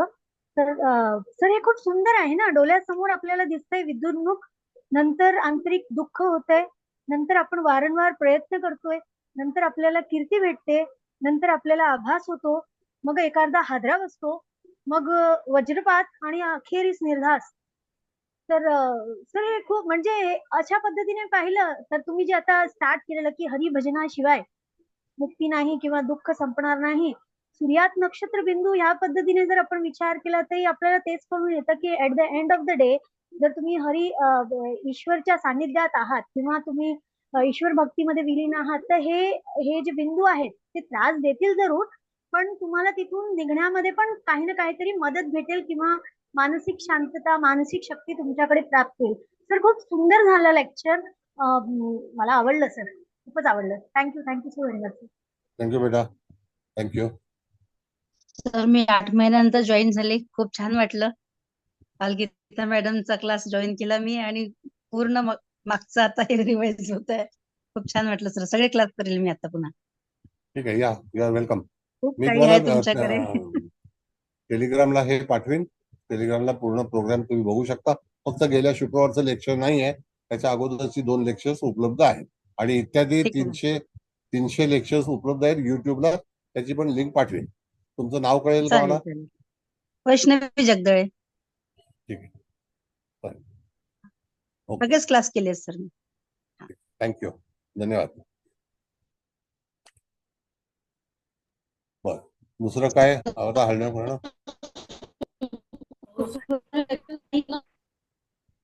आवाज मॅडम आवाज येत नाहीये देशमुख मॅडम. मी देशमुख तर मॅडम ओपन केलं मॅडम. शुक्रवारी लेक्चर नाही. शुक्रवारी नाही रेकॉर्डिंग झालं. शुक्रवार नाही, आज 8 दिवसाचं ते आपलं म्हणजे हे थोडंसं गडबड झाली ना, त्यामुळे ते नाही झालं रेकॉर्ड. आज 8 दिवसाचं ते धारकांश कुंडलीचं नाही झालं मॅडम. नाही, शुक्रवारचं झालेलं आहे. नाही मी शुक्रवारी लेक्चर आहे की नाही विचारते. हो आहे ना, उद्या आहे ना. परवा उद्या नाही, परवा सर. परवा लेक्चर आहे. या शुक्रवारी लेक्चर होईल ना? हो आहे. आता काय सण कुठले येणार? नवरात्र येणार. ठीक आहे सर. आता सण नाही, आता डायरेक्ट नवरात्र, मग नंतर दिवाळी, दसरा.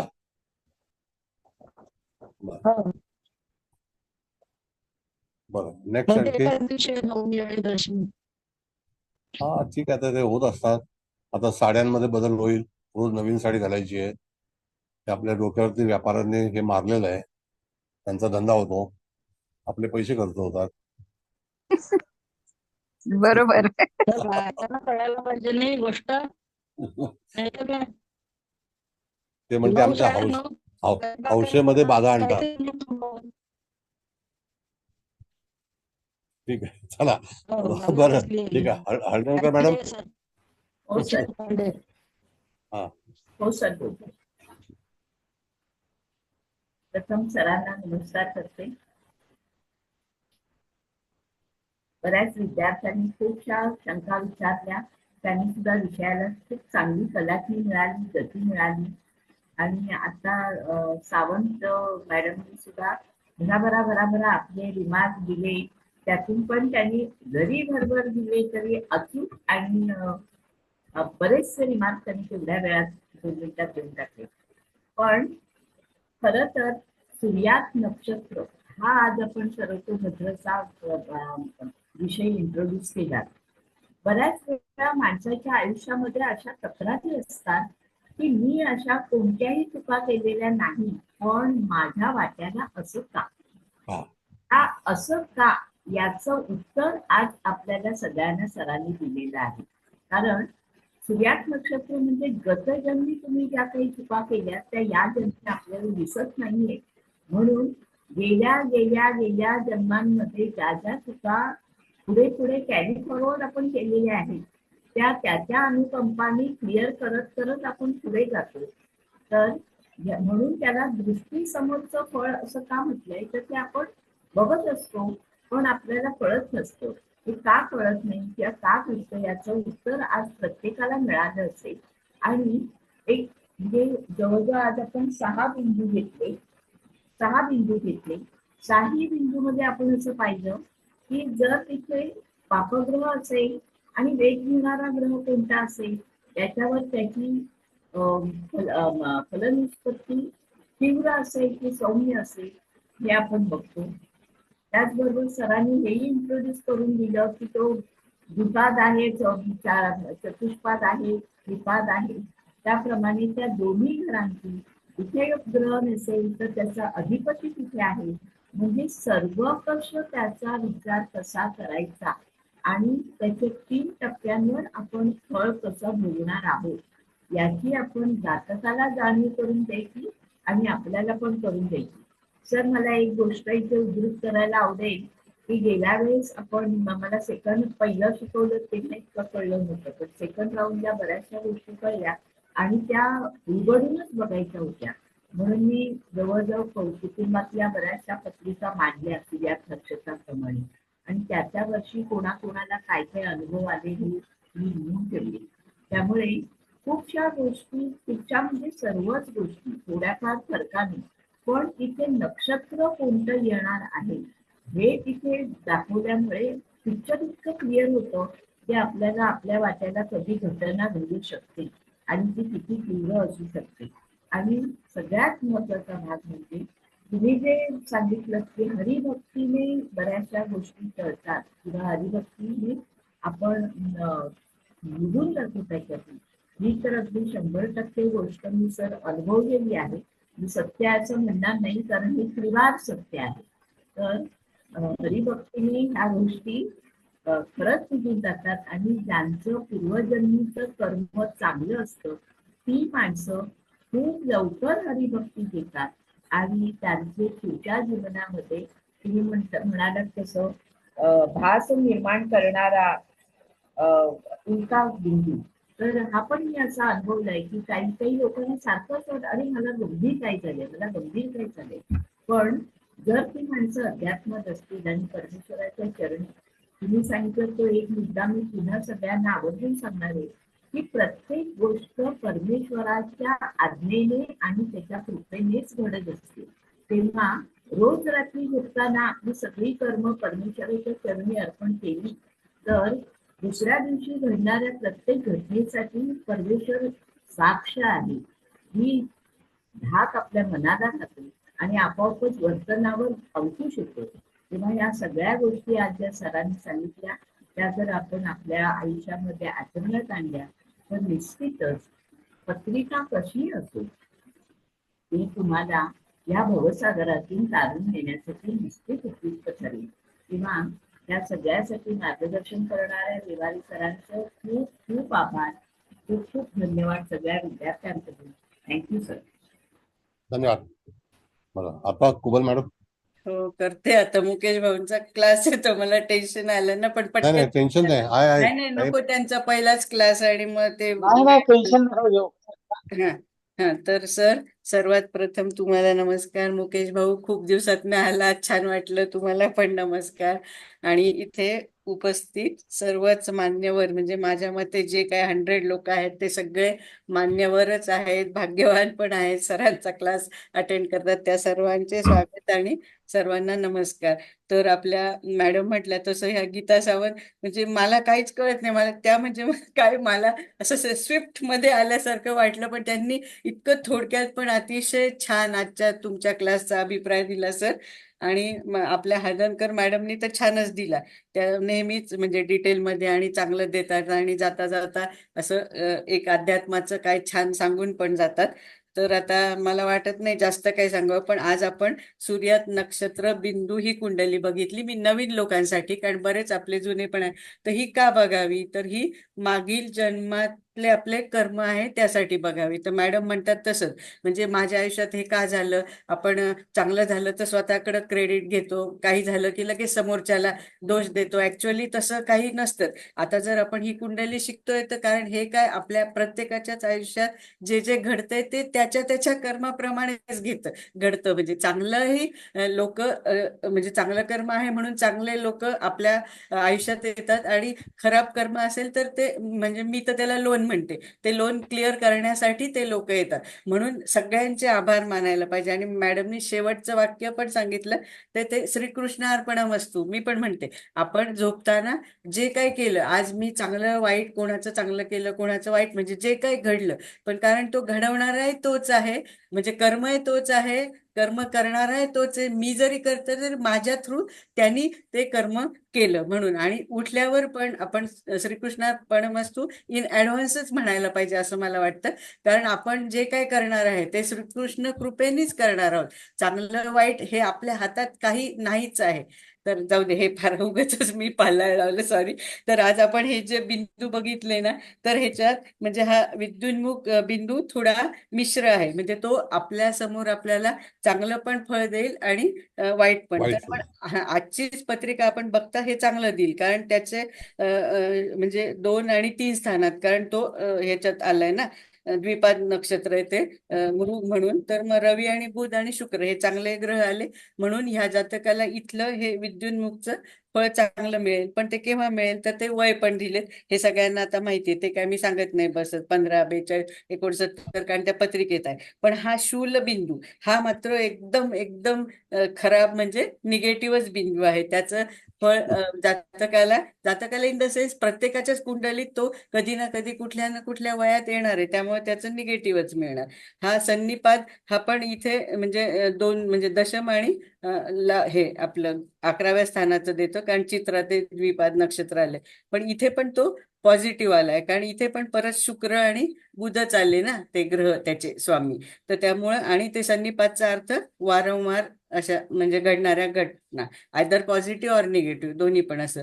मग पुढचा बिंदू केतू आलाय तर ते केतू म्हणजे तुम्ही ध्वजा किंवा पताका लावणारा असं. तर इथे तो चंद्र आलाय तर म्हणजे ह्या जातकाच्या आयुष्यात त्याच्या आई आणि पत्नीद्वारे त्यांच्या म्हणजे कुटुंबात असं पताका लावणार इन द सेन्स त्या चांगलं कर्म करणार असं. आणि मग नंतरचा आपण उल्का घेतला तर तो उल्का पण भास होणे असं म्हणजे तो पण काही जास्त हे नाहीये कारण तो फक्त आभासी प्रतिमा असं देतो की आपल्याला वाटतं की असं हे घडेल ते घडेल पण ते ऍक्च्युअली घडत नसतं. तो आपला म्हणजे जातकाचा तो भास आहे. आणि मग हा कंप तर त्याचा हादरा देणारा बिंदू आहे म्हणजे तो पण काही असं हे नाही. पण तरी सुद्धा माझं असं म्हणणं आहे सर म्हणजे कळालं पण आपण पुढच्या वेळेस घेताना कंप वज्र आणि निर्धात असं घेऊ. हा कंपाला थोडासा जरा घाई झाली का काय असं मला उगाचच वाटलं. मला कळालंय पण आपण घेऊया. तर सर एकंदरीत अतिशय अतिशय सुंदर म्हणजे साधी ही सूर्यात नक्षत्र बिंदू आली तरी सुद्धा आपण जातकाला म्हणजे ते येऊन आपलं रडगाणं असं नाही म्हणायचं पण मलाच का असं झालं, मी तर ह्याच्याशी चांगलं वागलो, मी तर ह्याच्याशी असं केलं, मी कुटुंबात सगळं करते आमकं करते तरी हा मला असं करतो तो मला. तर असं कोणीही करत नाही. त्याला आपल्याला निक्षून सांगितलं पाहिजे हे हे असं झालेलं आहे बघ हे ह्या कारणास्तव आहे. म्हणजे आपलं काउन्सिलिंग इतकं छान हवं की त्यांना काही आपल्याला चिडवायचं नाहीये पण अरे हे घडणारच आहे कारण तू पहिल्या म्हणजे तुला आता रिझल्ट दिसतंय पण तू काहीतरी कर्म केलंय ना. Action reaction are equal and opposite आपण न्यूटन्सचा 3rd लॉ सांगतो ना. मग तू फक्त फळाकडे नको बघू ना. चांगलं झालं की सगळं मी चांगलं केलं होतं म्हणून आणि वाईट झालं की ह्याने केलं त्याने असं काही योग्य नाहीये. सर अतिशय अतिशय सुंदर इतका छान क्लास म्हणजे परत म्हणजे माझी तर 3री वेळ आहे पण प्रत्येक वेळेस आम्हाला खूप खूप म्हणजे छान छान शिकायला मिळतं. त्यासाठी पूर्ण क्लासच्या वतीने तुम्हाला कोटी कोटी वंदन आणि कोटी कोटी धन्यवाद. Hats off to you and your divine soul. Huge gratitude, huge gratitude, huge gratitude to you and universe also. Thank you, sir. Thank you, Mukesh. Thank you all. Thank you. धन्यवाद. थँक्यू चला सर. सगळ्यांचं thank you. All the best. Thank you so much sir.